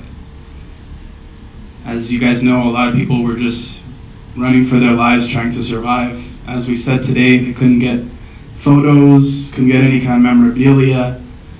It was literally an apocalypse in Rwanda for those who survived. Right? And I'm grateful to be Rwandan, but it is a difficult time in April for us. But I created this song as a way for us to remember that we're together in this shared trauma that we have. And I never really understood how grateful I should be for what my dad has created, because this was a space for all of us to mourn once a month. As Rwandese people and as Black people, we are just designed to be resilient, but we still feel pain like everyone else. And I'm really grateful that we have this opportunity to grow together, to learn together. And here's my song.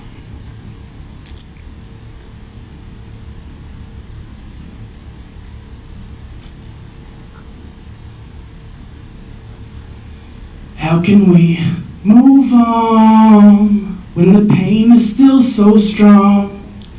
I just have to hold on to the love in my family's arms. We may cry just a little, remembering what we lost. Can't help to be sentimental, we're human, that's the cost. But we try to move on for the love of the people we carry on. Gone but not forgotten, I feel my soul hurting, thinking about those bodies rotting in the ground, only to be found years later, decomposed. Only bones remain of friends and neighbors. I asked God, what can we do to deserve such atrocities? He talked to me, but not so much in words. Looking back, God and I have been talking my whole life. Blinded by rage, I guess I couldn't see the light. Like so many of us, sometimes pain gets the better of us, and we may neglect those that are here with us. But I'm here with you, and I understand. My only plan now is to be the best man I can. Not just for me, but this for us. First generation Canadian, success is a must. Blacks were back at a bus, and now look at us. Been down so long, the only way to go is up. So how could we move on when the pain is still so strong? I just have to hold on to the love in my family's arms. We may cry just a little, remembering what we lost. Can't help to be sentimental, we're human, that's the cost. But we try to move on for the love of the people we carry on. 100 days, over 1 million bodies, mutilated, decapitated in a small country. Population was around 5 million. Do the math, that's about 20% of a nation. Can you imagine? 1 in every 5, 2 of every 10 of your kin, of your friends gone. Apocalyptic, horrific, and everything between it. We walk in faith among some demons who don't need a reason, who didn't need a season or a second thought. Picked up some weapons against us, propaganda was taught, fueled anger was brought, turning hearts into frost. Genocide is expensive and our tribe was the cost.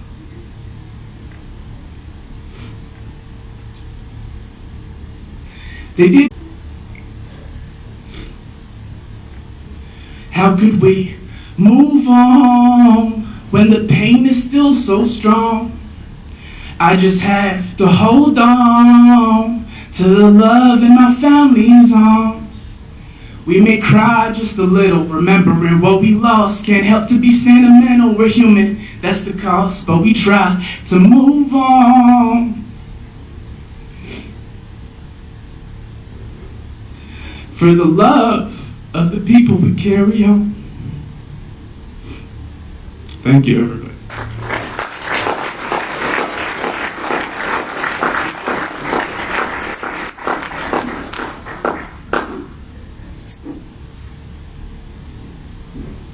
Thank you, Maxime. Can somebody be with Maxime, please?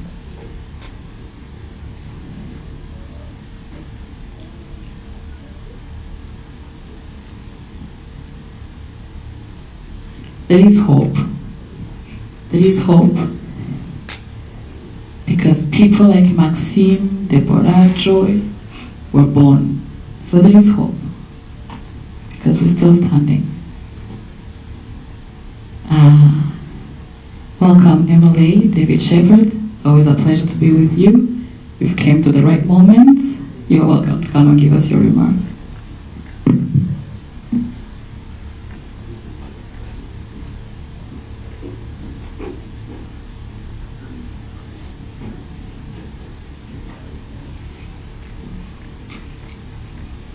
Well, good afternoon, everyone.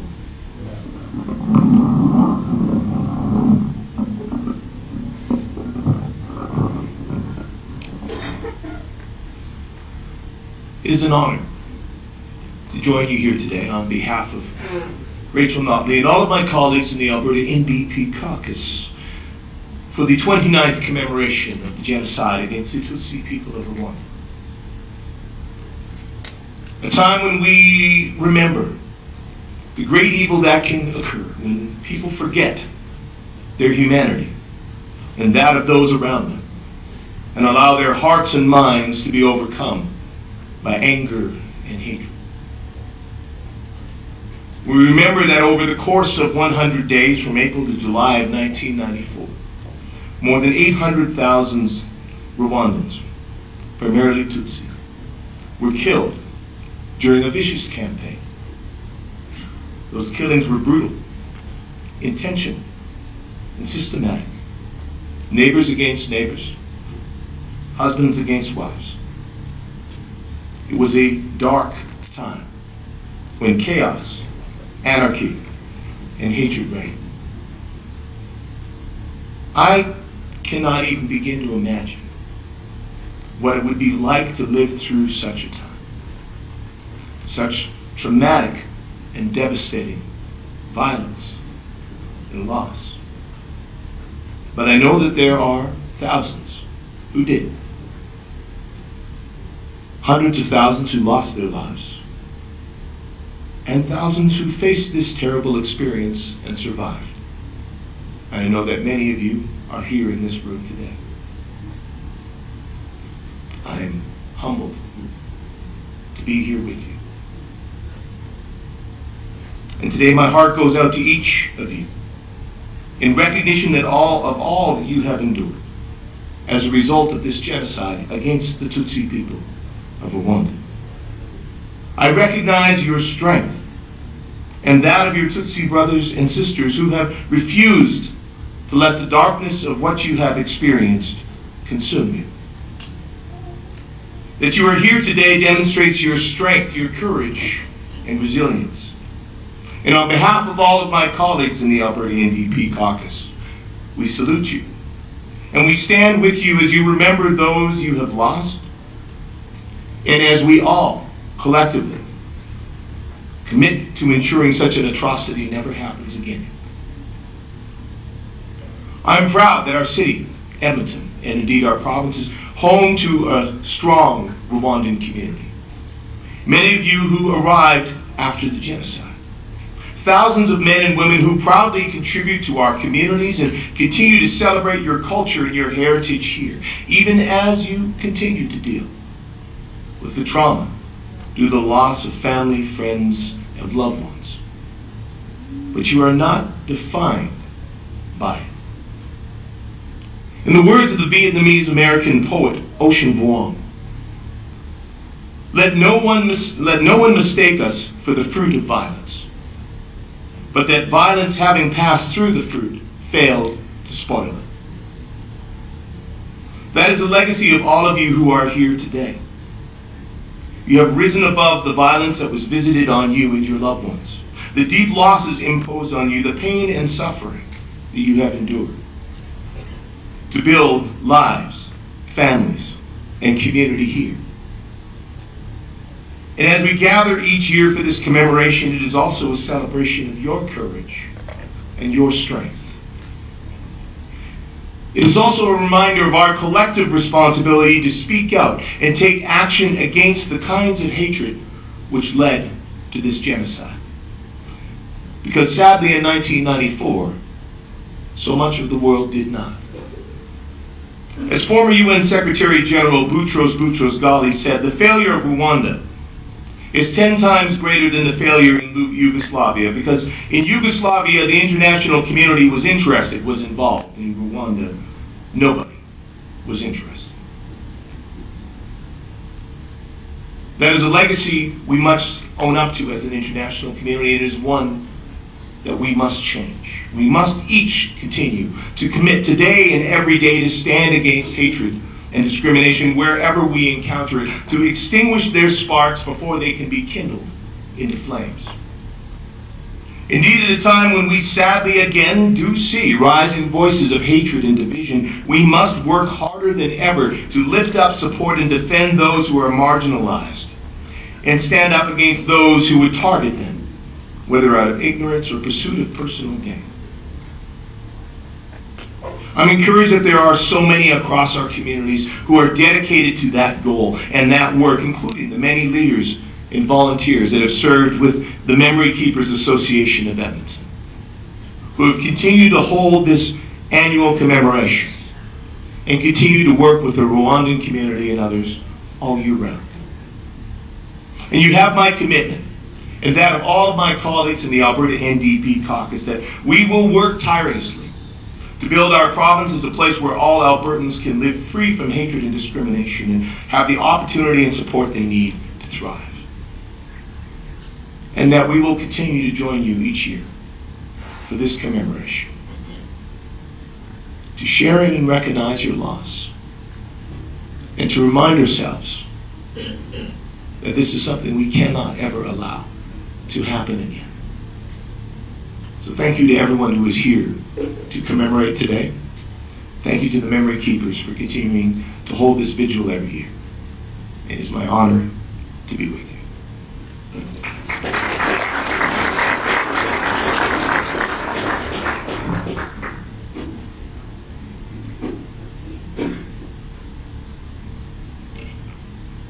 Thank you, Mr. MLA. We believe you when you say that you keep standing with us, because truly indeed, you've been with us over and over again, and we appreciate it. In your remarks, you mentioned that in Rwanda, nobody was interested, and truly nobody was interested, and that hurts me. And that pierces a lot of survivors' hurts. Nobody was interested in us. We continue, but luckily, people are interested now. There is hope. So now we continue our program. My sister, Angel Kigamba, is here. She has prepared a song for us, another one with a beautiful voice.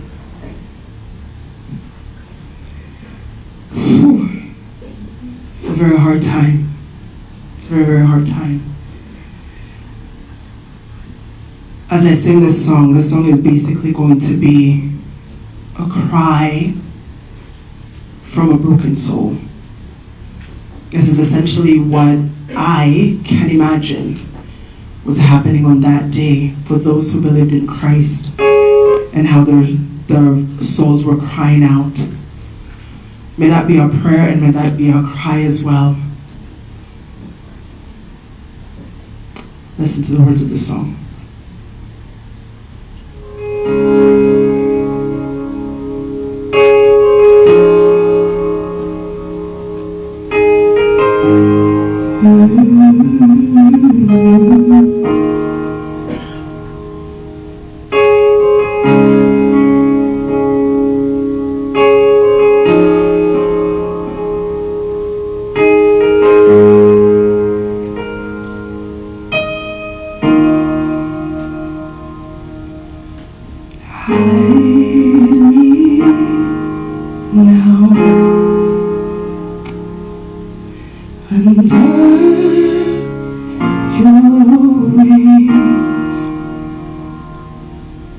Would you cover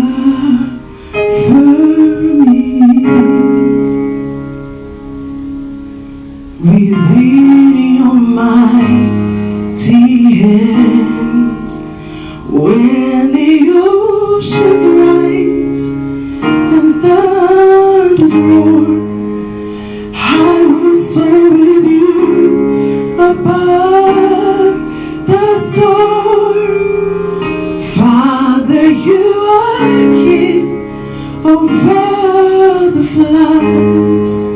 Oh, I will be still, know you are God. Oh, I know you are God. You alone are God. Find rest, my soul, in Christ alone. Know His power in quietness and trust. When the oceans rise and thunders roar, I will soar with you above the storm.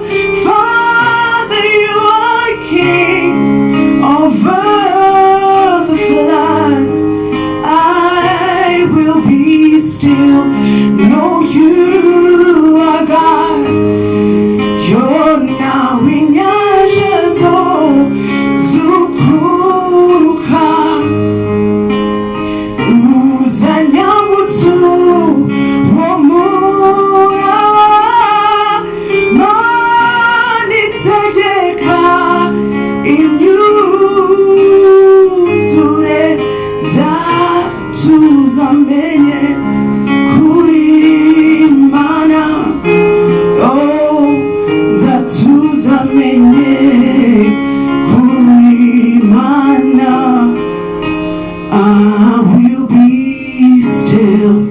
know you are God.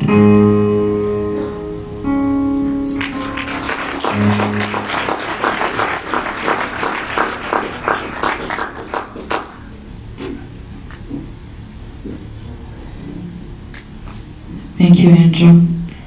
Like I said earlier, most of survivors have learned to just turn to the Lord and know that He is indeed the God, because most of the people in this room will tell you that the only way they survived was a miracle. Now we have a video presentation. It was called a Kwibuka video presentation. The technical team, if you're ready.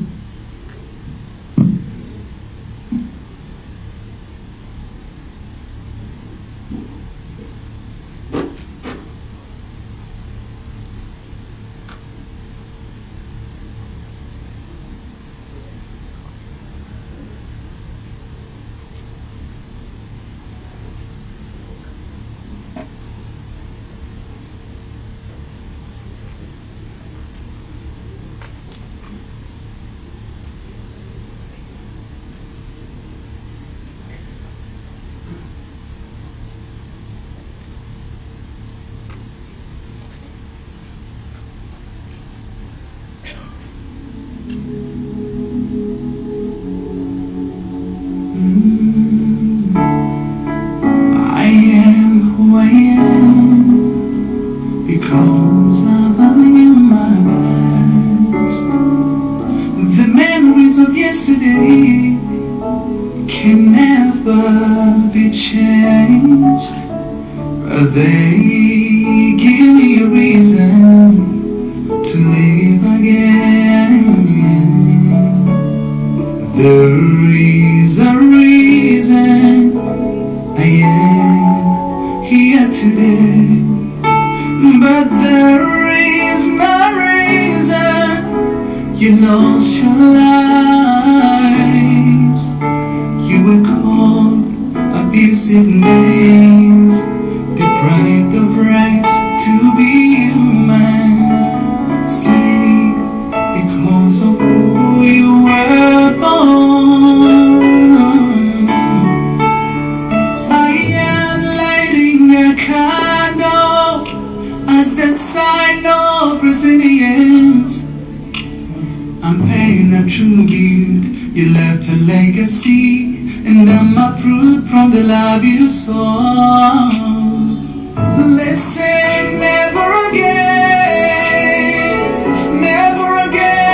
to genocide. There should be no war. There should be no genocide. Anyway, let's say never again to genocide. Let's say never again to genocide. I was young, I still needed you, but you were taken away from me too soon. If I had one wish, it would be seeing you again. Today we're strong men and women, even though you were not here to see. We're carrying on to make you feel proud out there, watching down on us. I am lighting a candle as the sign of resilience. I'm paying a tribute. You left a legacy, and I'm a fruit from the love you saw. Let's say never again to genocide. There should be no war. There should be no genocide. Anyway, then say never again to genocide. Then say never again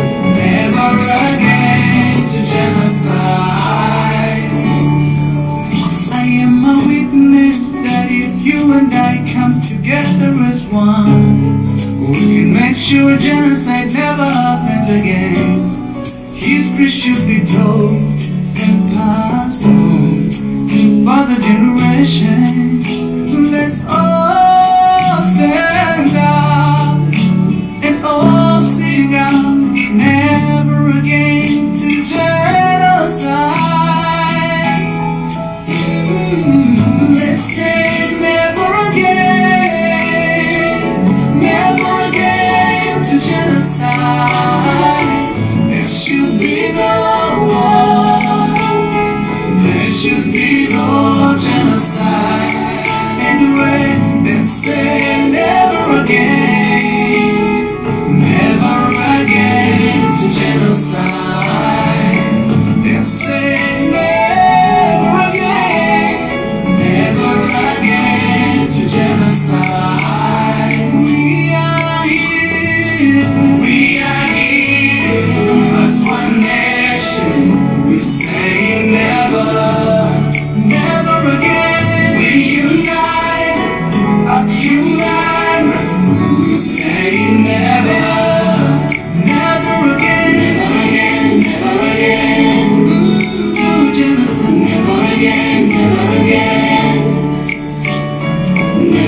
Never again to genocide. Never again.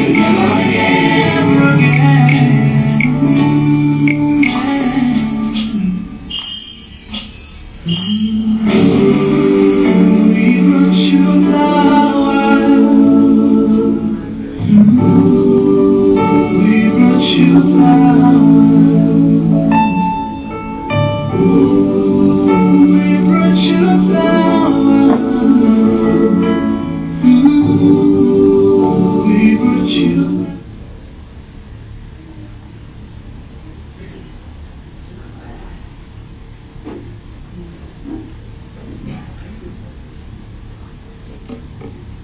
Thank you. And those were pictures for some of the families of the survivors. Like I said earlier, even having a picture, some of them is a privilege. So to those whom we have pictures for, to those that we don't have pictures for, we remember them all, we commemorate them, and we stand with you. Either we have the picture of your family members or not, we stand with you. So we are also honored to have the Alberta Deputy Premier Minister of Skilled Trade and Professionals, Honorable Kaycee Madu. You are welcome, and please come and give us your remarks.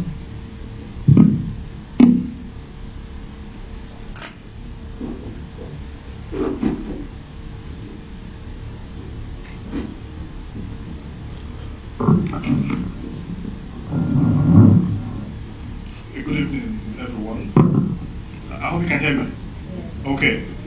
So, obviously, it is without question difficult to watch those videos without,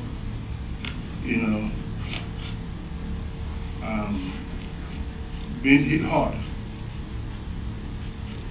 about the consequences of the genocide against the Tutsi of Rwanda.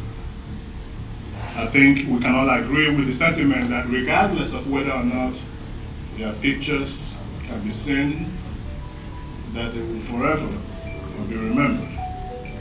We don't need the pictures to be reminded of the atrocities that were committed in Rwanda. And whilst it is the right thing to do, to show faces of some of those who paid the ultimate price for the sins that were committed in Rwanda, I hope you all know that as a community, whether here in Edmonton, in Alberta, and around the world, we stand with you.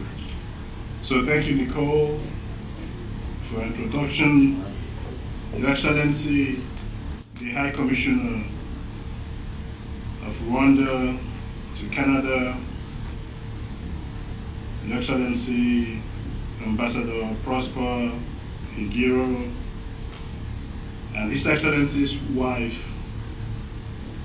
And thank you so much, and welcome to Edmonton. I understand his worship, Amadisoi, was here earlier on. I do also want to acknowledge the presence of my colleague, the MLA for Edmonton-City Center, David Shepard. For those who don't know me, my name is Kaycee Madu, and I am very privileged to be the member of the Legislative Assembly of Alberta, representing the community of the constituency of Edmonton South West. I also have the honor of being Alberta's Minister of Skilled Trades and Professions, as well as the Deputy Premier of our province. I want to say to you that I bring greetings on behalf of our Premier, the Honorable Daniel Smith, and indeed my colleagues at the government of Alberta, your government, to the Memory Keepers Association of Edmonton for putting together this event so that we can all remember the genocide, the atrocities that were committed in Rwanda. So I do want to thank you for the invitation to participate in this solemn commemoration of the 1994 genocide perpetrated against the Tutsis of Rwanda. We saw barbaric militias led by warlords mercilessly murdered nearly 1 million people, and by far, most of them were Tutsis. I know so many survivors in this room today, this evening, who suffered so much horrors that you and I cannot begin to comprehend. We've seen the pictures, and we were warned that many of their relatives are right here in this room. I know my brother Jean Yves Roboso is one of the young people who were left to die after the massacre of his family in Rwanda. Friends, this is why we must always confront hate and racism wherever and when they rear their ugly heads. And today, while those of us in Alberta cannot change the course of that unfortunate history in Rwanda, what we must do is to build a society where such heinous act simply can never happen again. I think that also applies to the international community. And I speak, as many of you who are close to me in this room knows, I was born and raised in a part of Africa, West Africa, called Nigeria. We also had whilst it hasn't been recognized as a genocide, there was a bloody civil war that lasted for 3 years, 67, 70, that took the lives of more than 3 million of my own people.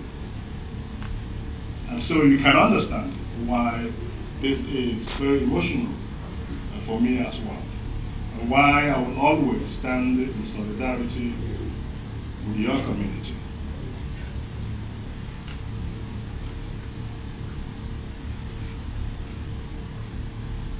We must do all within our power to support you, the survivors. That is why I am so glad that the Rwandan community is here and thriving. That's what is within our control as a people. What we can do is to make sure that our people, including those from this community, thrive here and succeed. We want you to succeed and thrive. There's no question about that. The theme of this year's commemoration is a traumatic event endured by the Tutsi girls and women during the genocide. and its impact on them. During the 1994 genocide, Tutsi girls and women especially suffered unimaginable horrors, including rape, sexual slavery, forced marriages, torture, mutilation, and death. These experiences have devastating and long-lasting impact on the mental and physical health of the survivors. And even for those of us who sat here and simply seeing those videos, it was difficult to comprehend. Talk less of those who actually lived through that and saw their brothers and sisters, nephews, nieces, uncles, and family members, people they have spent their entire lives with, being massacred, hacked to death in their presence. You can't imagine the depth of the trauma and the mental, psychological pain that they have had to endure. And so as a community, let's always remember that now these are members of our own community and they need our support. It is hard to hear what gender balance violence survivors experienced and suffered, including physical injuries, unwanted pregnancy, sexually transmitted diseases, post-traumatic stress disorder, anxiety, and even suicidal thoughts that the survivors continue to endure. Now, these traumatic experiences left lasting and very strong negative impact on their social relationships. And while the physical and mental trauma is a big part of this problem, we also have to consider the socioeconomic impact of this horrible event, the impact it had on their education, and survivors, many of whom stopped or entirely skipped schooling because of this event. And education is always considered the foundation of a bright future, and without its survivors will encounter limited opportunities to be able to land good jobs, set their lives on a better trajectory to succeed, including financial stability. And I know that as someone who would not be standing before you if it were not for education.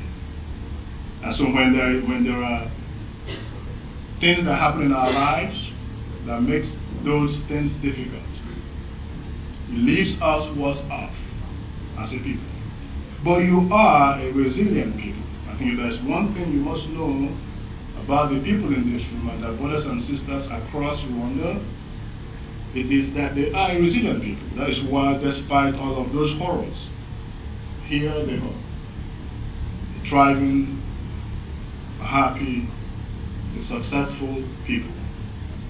And even as we are here and look at Rwanda as a country, despite that ugly history, there is a country today, when I speak to some of my colleagues and family members on the continent, they talk about Rwanda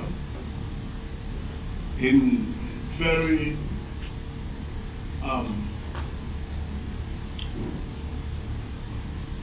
in a happy state. They see the development, they see the progress, they see the institutional reforms that have taken place, and it gives a sense of hope that indeed our people will rise again. And if there's one message that I, as your brother, wants to leave with you, it is that we have always been a resilient people. That is in the DNA, not just of the Rwandese people, but also of the Africans, the blacks, wherever we find ourselves. We are a people that have endured slavery. We are a people that have endured decades and generations of wars, both imposed of us and those that we brought upon ourselves. The tribal wars, religious wars. I am Nigerian born, and even if, as we sit here, all you need to do is just do a Google search, and you will see that despite what happened in Rwanda, and despite, so this The lack of education and the resources, no question, has negatively affected these girls and women's self-esteem, confidence, employment, employability, their overall health and self-worth. And so society as a whole, whether here in Rwanda or in the international community, must do all they can to be there and to ensure that never happens again. And these girls and women have suffered, and we must pursue policies that allow their families to get ahead and prepare them to overcome many of the traumas of life. But lastly, it is important to understand how the impact of the genocide impact individuals also at the community level. And the post-genocide era can bring different challenges as the community comes together to rebuild and reconcile. And reconciliation, God knows, is absolutely necessary. That's what makes us human. As difficult as what you have been through, the power that lies in healing, in forgiveness, in reconciliation, overcomes things that we would not think can be overcome. And while it can be very challenging, survivors must find a way to reconnect with their community. I want you to know that I will always stand with you, and I can say to you directly that our Premier and the government of Alberta stands with you. That is why we will explore opportunities to work with the Memory Keepers Association and the community for a befitting memorial on the grounds of the Alberta legislature. I know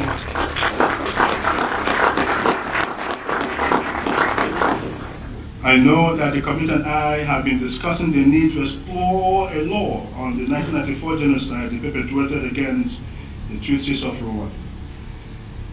I know the contributions of Rwandese in our province, and I look forward to working with them to address many of these issues. And together, we will build a better life for the Tutsis, the Rwandese, and fellow Albertans. And together, we will do our part and to make sure that we never forget the atrocity that took place in Rwanda.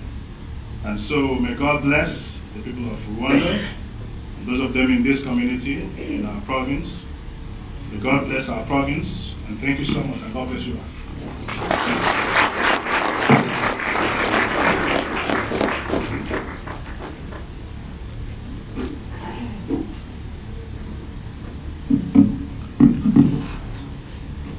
Thank you, Honorable. There is hope indeed.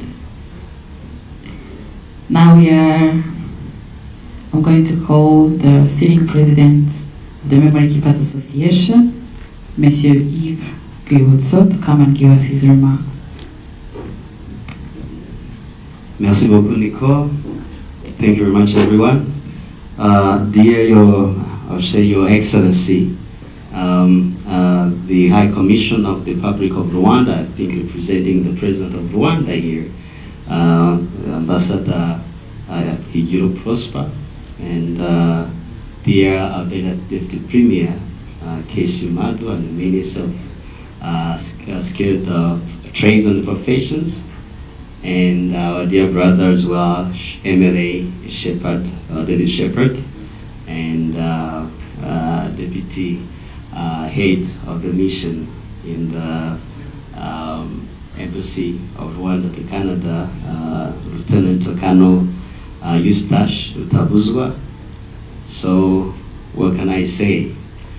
I just wanna, before that I just kind of navigate through what I have to say, to ask everybody to look around and say thank you to everyone.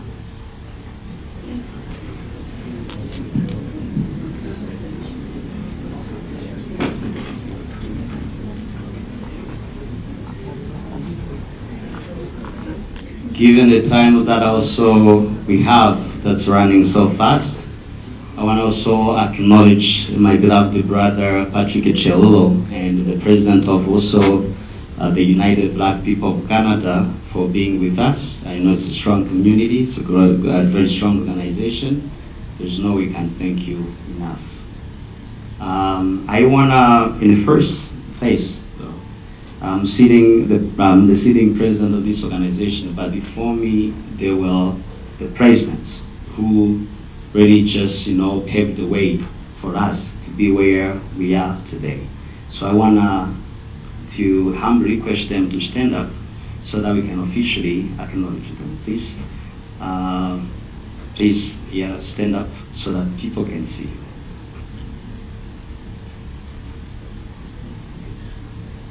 There's Baraki, there's also Pamela.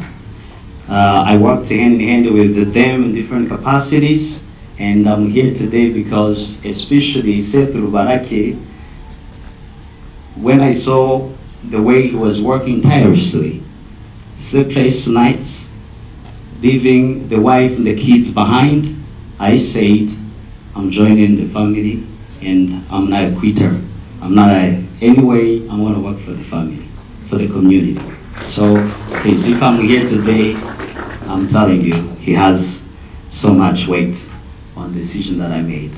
There is also my beloved brother, sister, Divine Wamahora. I don't see her, but she's been working so hard, day and night. I also have brother Serge Baingana. Where is he? Is he here? So behind, please. Know that I acknowledge you. And I want to also say thank you to the Vice President of the Memory Keepers Association, my beloved brother, Eric Kimamonzi, but I still call him Baingana. Please stand up so that I acknowledge you officially. I know that I have a close history with him. Our parents were so friends. Successful businessmen, but almost everyone got killed. I want to also say thank you to our secretary that you saw here today, Umubyeyi Claudia Ren. Where is she? I want people to know, come close so people know you. I know it's very important for me to acknowledge her. Now that we're talking even about women, especially with respect to the topic right now.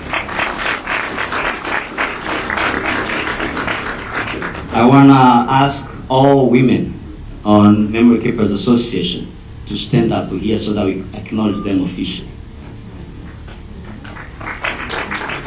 All women, wherever you are, please stand up.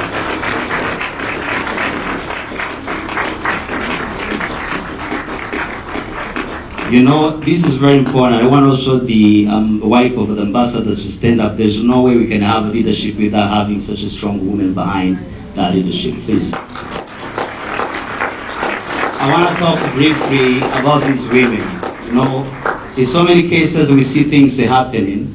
I was born of a woman who got raped, sexually raped, and cut into pieces, as so many other people gathered in this room would say. So anything that you see happening here, we have so many women, sisters, aunts, and young ladies who have really slided anything to the side for such momentum in the honor of those ones who got deprived of us, taken away from us, so that it can be honored to this level. So I know we don't just clap, probably just in the commemoration, but please know that we say thank you. I acknowledge the young folks, the social media team, led by Minister Disa. Disa, what is Minister Disa? I call her Minister Disa. I'm a fifth person, hopefully that she will become a minister in the near future. Where is her? I would like her to stand up and, come closer, They're just running. Yeah, because we don't work, when they were trying to kill us, they put us in the darkness. So I wanted them people to come to the light so people can see them. right? So I don't want to make such a mistake. Yes, turn around and say, see, Minister, maybe they will vote for you next time. I want to also acknowledge Daima Christine. Where is she? Is she here? But Mama Daima, thank you very much as well. So now, there's no way I can also go any further without actually acknowledging my professor, Dr. Linda, who trained me to become a critical social worker, not a social worker like any other. Critical social worker, that's a person who challenges the systems. She knows me when I was in the school, I was vocal. So please stand up.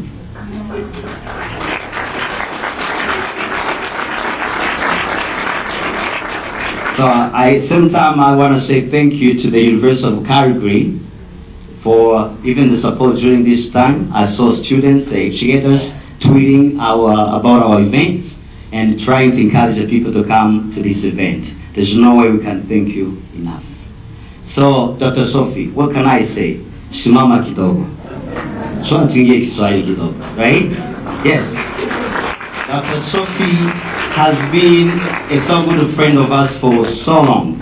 They actually ran a research trying to understand the challenges that we encounter on daily basis, and in effort trying to kind of help us also find a way moving forward that can actually help us to find a better way to really respond in a very appropriate way to our needs. God bless you. And the University of Alberta, I want to say also thank you.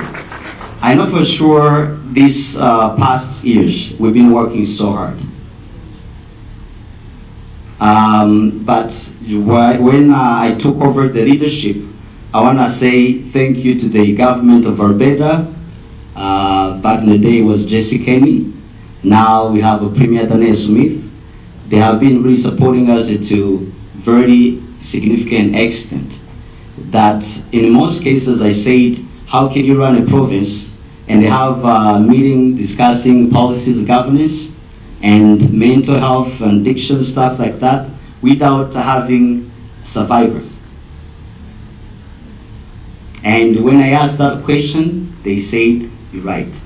So we've been attending different meetings on different levels, thanks to them, and thank you very much. I want to acknowledge that thanks to Deputy Premier and the Minister of Skilled Trades and Profession, Kaycee Madu, we were able to be acknowledged as an organization in the Legislative Assembly of Alberta, where we live, our home, on the 24th of May, 2022. Please also acknowledge that. I know for sure MLA David Shepherd has been a sound voice as well to help NDP caucus understand who we are, at the same time trying to kind of find a way to best support us. And he's been also attending events from day one. So we want to thank you. I want to say thank you to the city of Edmonton, to the brother Sohi, the worship mayor Sohi, and also different departments. Today I have good news that after this commemoration we're going to be having a meeting to discuss our monumental or memorial site so that we can have something memorable for the generation to come here. Also, I want to, as I move forward, because I want to just be brief, I want to also say thank you to the community leaders. We have pastors here, please stand up so that we can see and say thank you. Pastors, come on, I know, look at them. All these pastors, including my pastor Neshi Mie, who's here from Eden Garden, have been working to bring people. I texted them more than 6 times, even 2 a.m. I was doing the same, bringing people to our event, and they did. So there's also people from other faith, including Islamic faith, Assalamu alaikum. And Alhamdulillah, mashallah, for everything you did for us, big time. And I want to also say thank you to my big brother, Jasprit Sagu from the Punjab community. Please stand up. There is also another friend, Richard Wong, who was supposed to be here, people from Chinese community, anywhere you are, the Filipino, Caucasian, anywhere. We are one Alberta that's behind the fact that we are commemorating here. There's no way I can go past our beloved sister, Mrekatete Jacqueline, who took, the airplane to come over here. Come on, stand up so that we say thank you to you.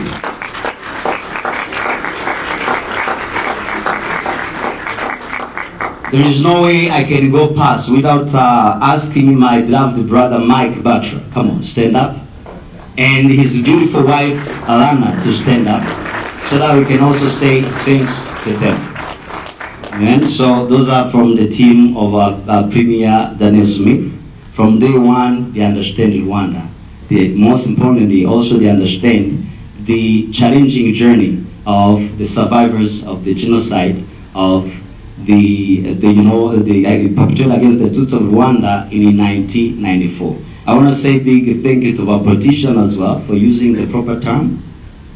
Well, I was vocal about it. I sent emails also on Twitter. You said it correctly. God bless you. It's not Rwandan genocide.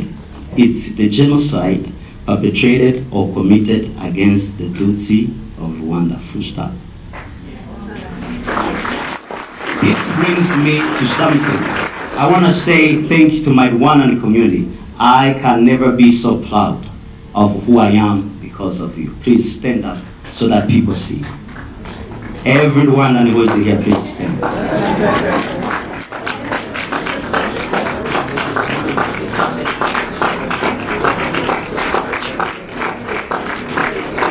Yeah, please look.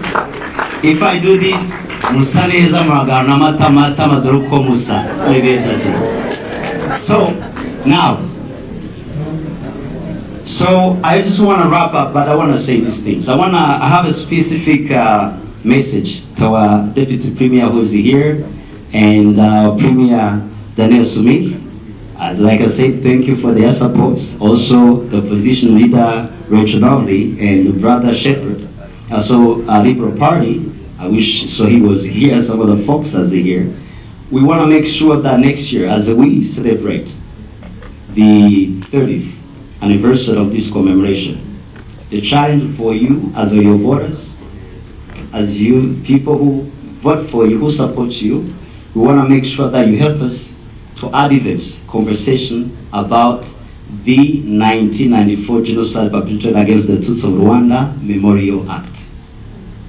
Was so difficult to make it happen. Everybody watched us being slaughtered in 1994. We're still being killed, hunted down. My father in 1959, he faced that. He was 23. I'm here as a survivor of the genocide. What do you want me to tell as a story to my kids? Same thing. That I wasn't protected. That no one was neither interested in doing the right thing to save us rather than using empty words. Please, like I said, Tutsi people suffered for so long, but I had no voice when I was 6. Today, we don't want to be at the bottom of any society. We're done with being the toys. Or maybe the bread for those human rights activists who keep using us, but who now doing anything necessary to support us the way we want, not the way they want.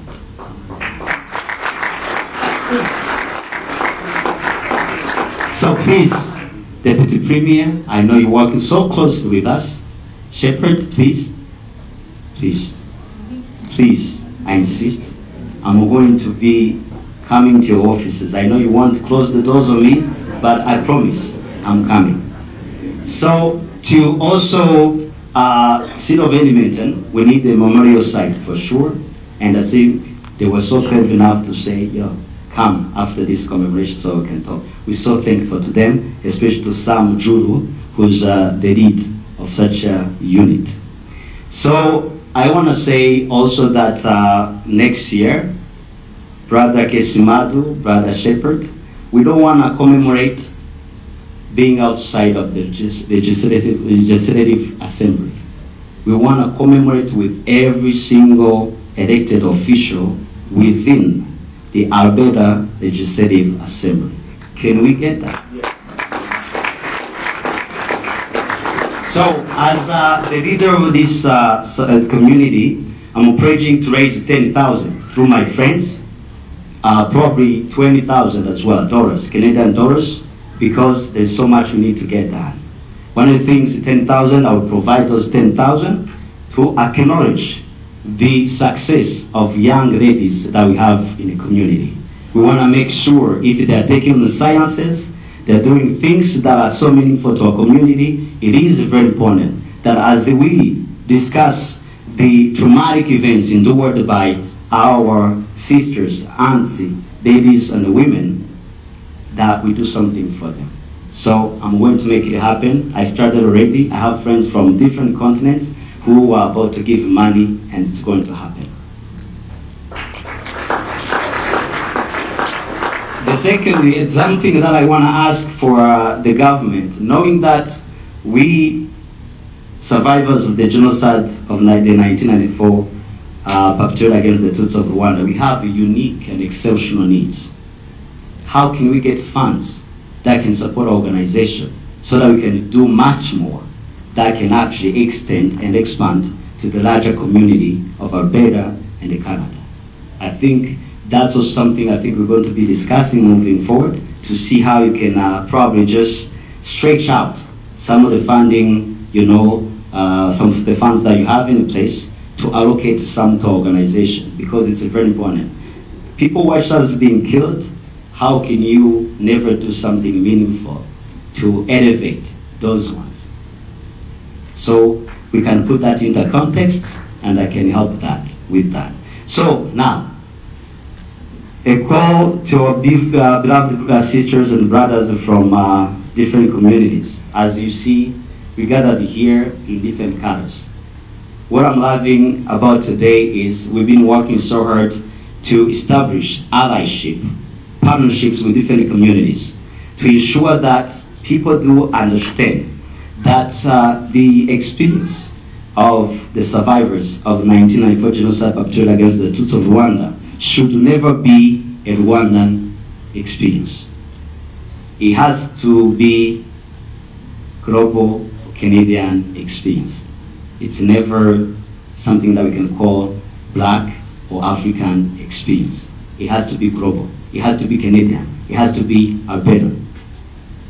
So for that instance, I just want to invite all my sisters and beloved brothers from different communities here to start the journey with us, to reach out to every single survivor, to check on them, to ask them about their stories so they can learn more about what occurred and how they can even best support them. Because the experience we have today has obviously been, the experience of Albertans and Canadians. So we don't want to be that community that's working in isolation. We want to work in hand so people can understand our journey, what needs to happen in our lives, and how they can best support us. That will include actually going to different schools, as we have been doing, at the same time running a competition, inter-school competitions, if possible inter-community competition, that would actually, discuss or explore the theme, why do we still need to commemorate the genocide perpetrated against the Tutsi of Rwanda in 1994. So part of those 10,000 or 20,000 that will be raised will be allocated to that, so that we can actually ensure that we educate, we increase awareness around our experiences, what will potentially even affect, those ones who are younger as, than us, so we can have a better community, a community that's treated equally, that's best supported moving forward. So ladies and gentlemen, there's so much I would love to say, but there's no way I can also finish without acknowledging the beloved brother and the Ngerare Patrick from East, who is the head or the president of the Rwanda community abroad. Please stand up. I want to say also thank you and also welcome our beloved brother David Nkurunziza or Nkurunziza from the East, who's also the federal member of the managerial team of Rwandan community abroad. Please stand up. I want to also acknowledge our beloved brother Gustavo, who is the president of RCA here in Edmonton. Please stand up. I want to say also thank you to anyone. I know there's so many communities, I won't probably be able to name them, but I'm pretty sure that next year we'll be able to really just do that when we have enough time. Please, ladies and gentlemen, I want to tell you that we're so grateful to His Excellency, the President of the Republic of Rwanda, for his leadership. We are all here because of the sacrifice that he made. Not only him, but also to the RPA, Rwanda Patriotic Army, RPF, and some other folks who have given anything, including who risked their lives for us to be able to survive the genocide. Because genocide was not stopped by God. God used some disciples. Those disciples was RPA and RPF. And one of the apostles on a mission was President Paul Kagame. So this is to say God works through people. I'm a youth pastor, I know what I'm talking about. Yes, he used them. So God bless you. There's no way I can thank you enough. There's no way I can thank you, youth, singers, every single person who did anything possible to really just make sure that this comes in this very, very, very, very, worthy color of the commemoration of the 1994 genocide perpetrated against the Tutsi of Rwanda. So please, thank you. There's no way I can thank you. God bless you. Assalamu alaikum. May God bless you all.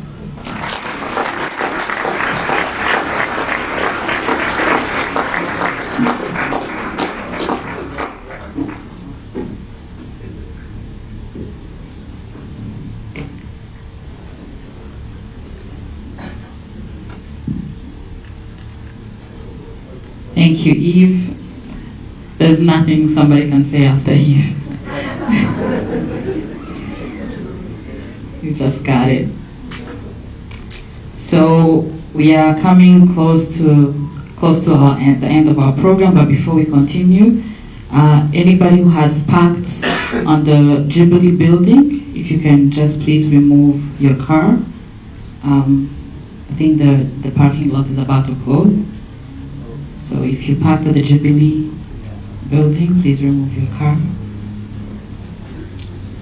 Now that we come close to the end of our program, we are going to hear, like we heard before, we are very privileged to have His Excellency, the Ambassador of Rwanda to Canada here with us. It is of a great privilege to have you with us. Like we said, not only the world watched as we were being killed, the government of Rwanda at that time watched and killed us. Simple as that. So today, as Eve said, it is of a privilege really to have the government stand with us. And your presence here means a lot. So I don't want to give you the floor as people start going in and out. I want it to be calm. So Your Excellence, now your floor is yours.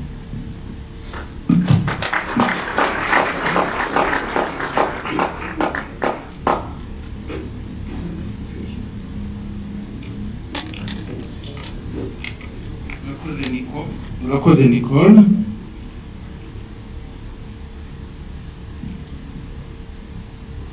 I know it's not easy to be the last speaker, especially following intelligent, very, very brilliant speakers who spoke before me. And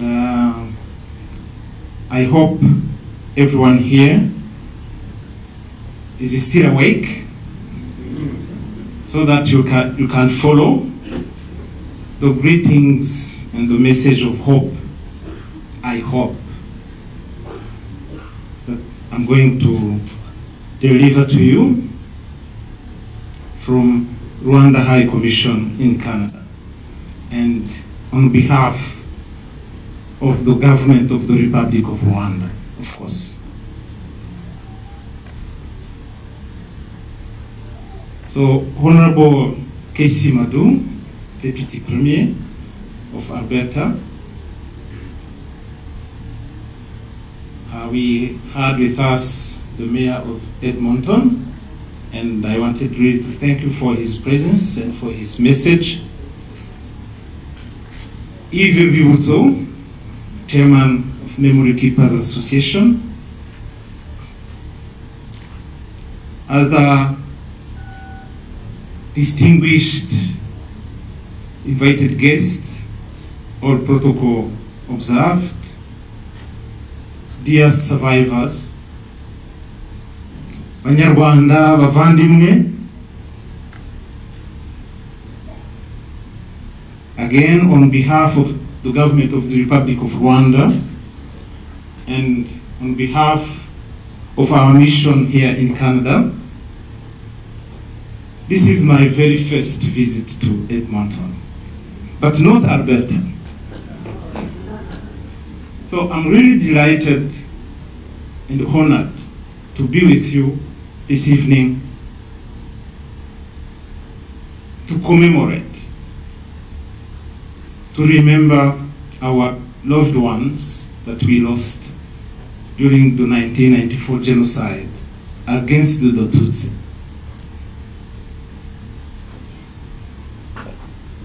I would like to thank you all for your presence and your support.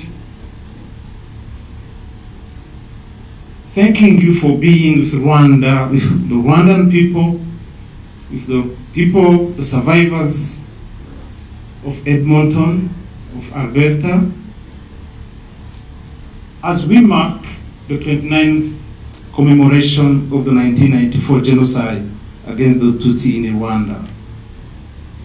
Today, we remember and pay tribute in the honor of more than 1 million lives we lost in just 100 days between the 7th of April and the 4th of July 1994. And all this happened as the entire world was simply watching. I think it has been said extensively.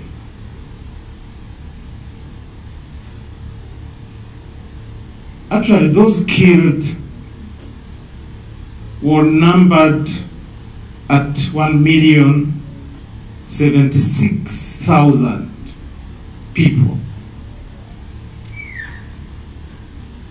So, as we name the genocide as it is, and even we would reminded that, let's have put in some effort. It's not between 500,000 and 800,000 victims. Some media call it according to the UN. That's not right. That's wrong. The UN never counted. Never. The Rwandan government did. Gacaca courts did. And behind any name, as Jacqueline said it, behind every figure, there is a name, there is a person, there is a relative, there is a parent, there is a child. So it's not just numbers. So some people do it out of laziness, out of ignorance, out of just complacency, trying to minimize genocide. Many are actually malicious and vicious. So let's do effort to convince people, because the UN, again, never counted the victims.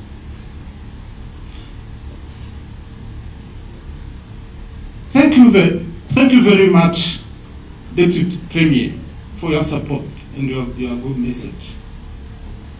I think the support, your presence here and the support, I've seen that the closeness you have with the Rwandan community here, the survivors, is really valuable. And I would like to thank you very much for your presence and for your support. The people of Rwanda, wherever they have decided to live, including here in Alberta, whether inside or outside Rwanda, have decided not to be defined by the genocide we went through in 1994, but rather continue to remember and shape a bright future for themselves and future generations to come.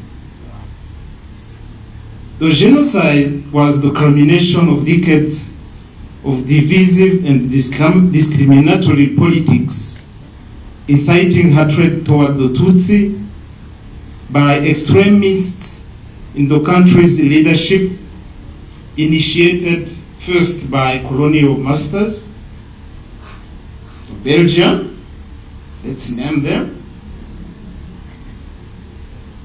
and unfortunately pursued by those who took power from independence between 1962 and 1994.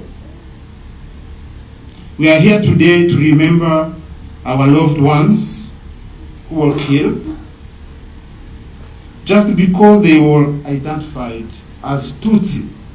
Just that. We need to always keep their memories alive, and our presence here is a clear testimony that Rwanda will continue to honor and pay due respect to those killed during the genocide. To you, dear survivors, words cannot express enough our understanding, our sympathy, our support in these difficult moments. Because I know this period brings back sad memories. We've seen it, especially with the video, but also with the thoughts Jacqueline Mrekatete has accepted to share with us. Commemoration like this is a reminder and a warning to the humanity to ensure that the genocide is not forgotten and never happen again. Preventing genocide is a collective and individual responsibility.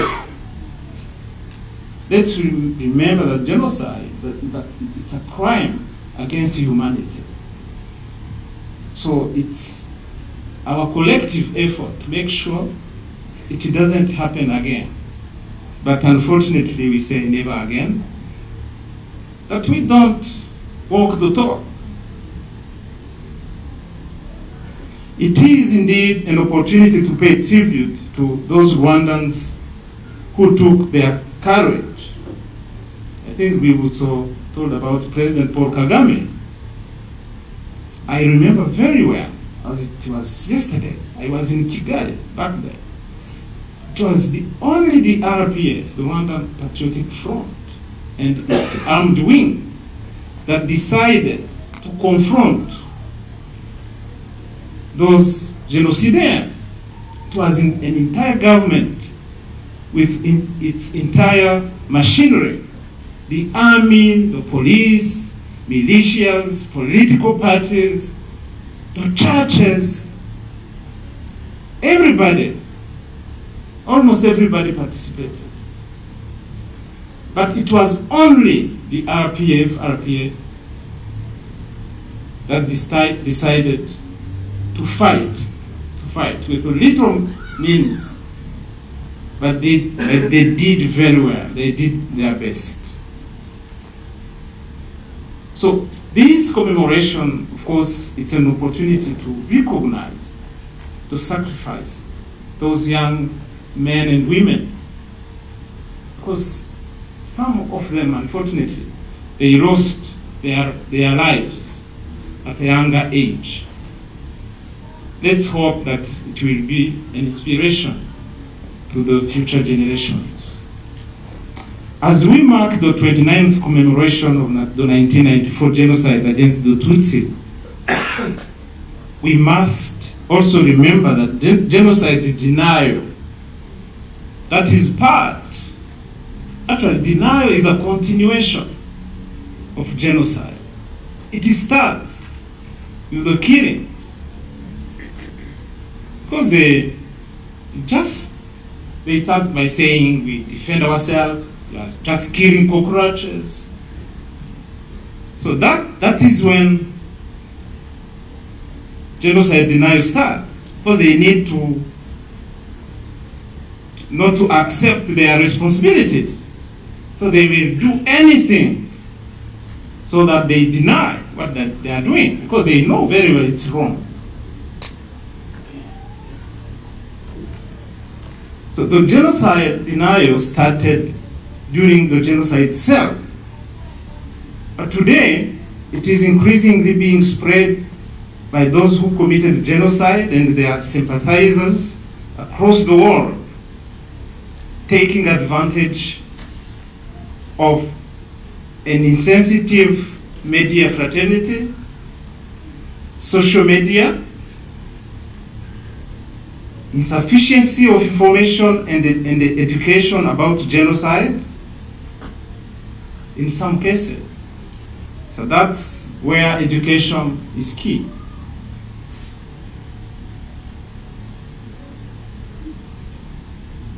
At this point, I would like really to take this opportunity to appreciate those survivors who took their courage to write their stories.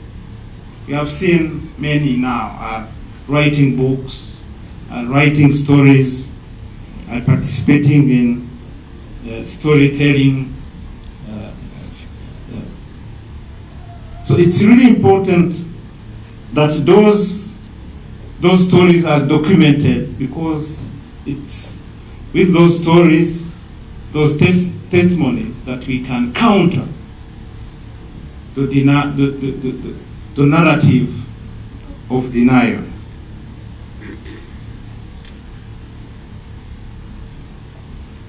Currently, I was just saying that when we say never again, unfortunately we don't necessarily walk the talk. Because lately in the Democratic Republic of Congo, there have been a spike in hate speech targeting the Congolese Tutsi. Those Kinyarwanda speaking in DRC, those are facts. We are living with those events today in 2023. Actually, even the UN Special Advisor on the prevention of genocide, Alice Wairimu Neritu, recognized this fact. It's well documented. So it's still going on in DRC. Let's remember that actually it's the same perpetrators of genocide in Rwanda. While fleeing to Rwanda when they lost the war, they went to Zaire then, the current DRC. So they brought the genocide ideology, the genocide itself, because they are still there. They are present in the DRC, and they are very active. So it's again very imperative that we commend a few voices of countries, organizations, institutions and individuals across the world warning against hate speech and killings in DRC. By emphasizing the importance of empathy, critical thinking, and personal responsibility, the humanity should be encouraged to be active voice against hate speech and human rights violations, and to work towards preventing future genocide. So, distinguished guests, Banyarwanda abavandimwe mwese muri hano, in this ongoing fight against genocide ideology, denial, and revisionism, the UN member countries as signatories of the 1948 UN Convention on the Prevention and Punishment of the Crime of Genocide are always urged to arrest and prosecute identified and confirmed genocide fugitives residing or hiding in foreign countries, as adopted by the UN Security Council in its resolution number 2150 of April 2014. Rwanda continues to be grateful to countries that did apprehend genocide suspects on their territories. Some have been repatriated to Rwanda. In this case, we particularly thank the government of Canada about the cooperation with the Canadian justice. 2 genocide perpetrators were deported and tried in Rwanda, while 1 was tried and convicted in Canada. The government of Rwanda will continue to share with Canada other information related to suspects who are or are believed to be at large here in Canada and elsewhere. Dear friends, as we mark the 29th commemoration, Rwanda has since 1994 embarked on a long, painful path for reconciliation. Rwanda has changed for good and forever. Our country rose from the ashes of the genocide and was transformed from an almost failed state to a modern and developing country as it emerged stronger from this tragedy. We talked about resilience. Actually, that's the reality. The country has almost become a nation. It has become a nation of hope, prosperity, and equal opportunity for its entire people. In concluding, fellow survivors of genocide, we are hereby thankful for your resilience and bravery to strive to live a prosperous future meant to transcend the evil you faced, and your bravery continue to represent the true Rwandan character and inspire the entire world. The presence of many here today is a clear sign of support, comfort to you in these difficult moments whereby you remember your loved ones.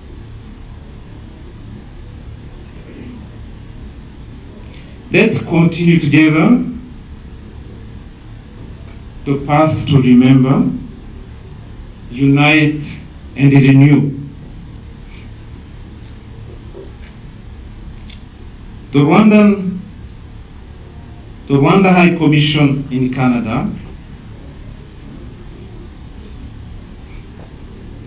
is grateful of the initiatives of the associations of genocide survivors grouped in Canada, so that we keep alive the memories of our loved ones who lost their lives during the genocide against the Tutsi. Those associations contribute to education, awareness, and fight for justice. I would like, at this juncture, sincerely appreciate the work that Memory Keepers Association is doing, and in particular, its leadership. I think we saw it, we heard it, we witnessed it. And thank you again, also for what you are doing and to your colleagues. And I would like to urge you to continue, because the work is still going on. There is a lot to be done still, especially in terms of keeping the memory, educating people, fighting for genocide, fighting for justice, and of course fighting against genocide denial. Thanks to the Rwandan community here in Alberta. Your presence, your massive presence is really encouraging. Lastly, I would like to express my sincere gratitude for all of you, distinguished Your Excellencies, for your presence and support as we mark this commemoration. Mu gusoza ndagira ngo nongere nkomeze abacitse ku icumu, kubera ko nzi ko babikeneye cyane muri ibi bihe, babwire ko mu izina rya guverinoma y'u Rwanda, guverinoma nk'uko yakomeje kubashyigikira uko ishoboye, ubundi baba bari mu Rwanda, baba bari mu mahanga, leta y'u Rwanda izakomeza kubashyigikira, kubarwanirira, kubavugira aho bikenewe hose. The Rwandan government will continue to fight. The Rwandan government will always walk the talk. When we say never again, we do it. Twibuke twiyubaka. Murakoze cyane. Thank you very much.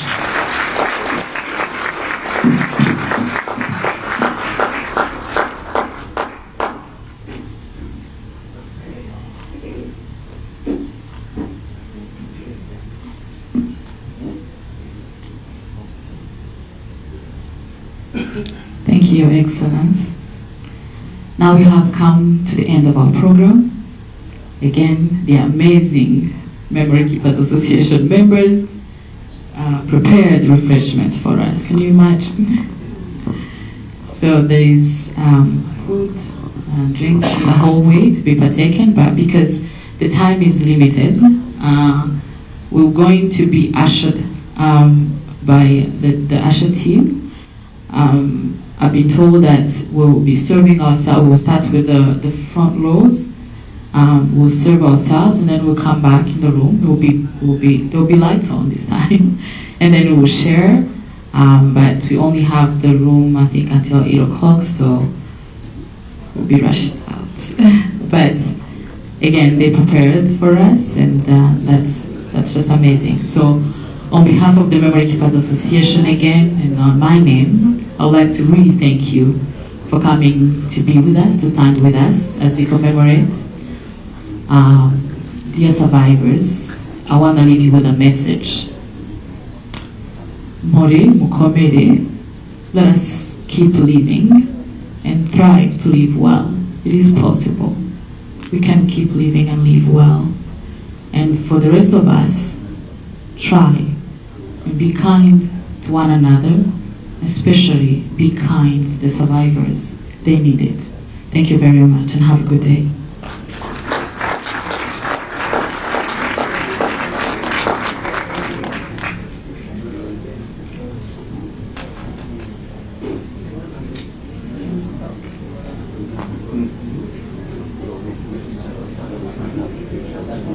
Oh, I think we actually can stay outside if we want to.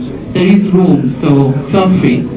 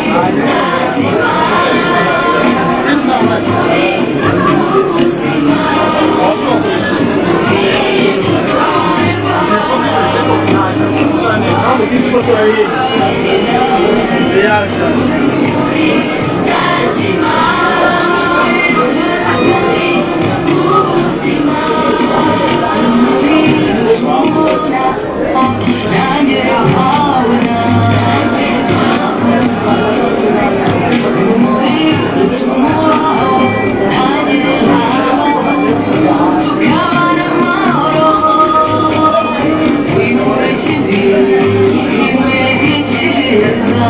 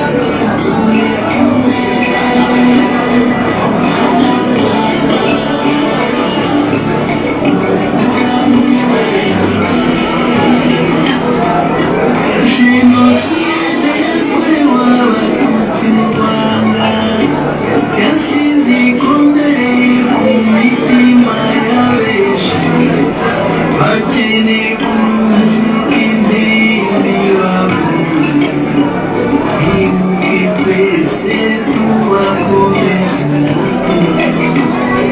Banyarwanda twibuke jenoside abacitse ku icumu ishavu ry'Imana kuko hari amahirwe azanwa no kwizera zirikana gutera ikirenge mu cy'abantu igihe bari bataratuvamo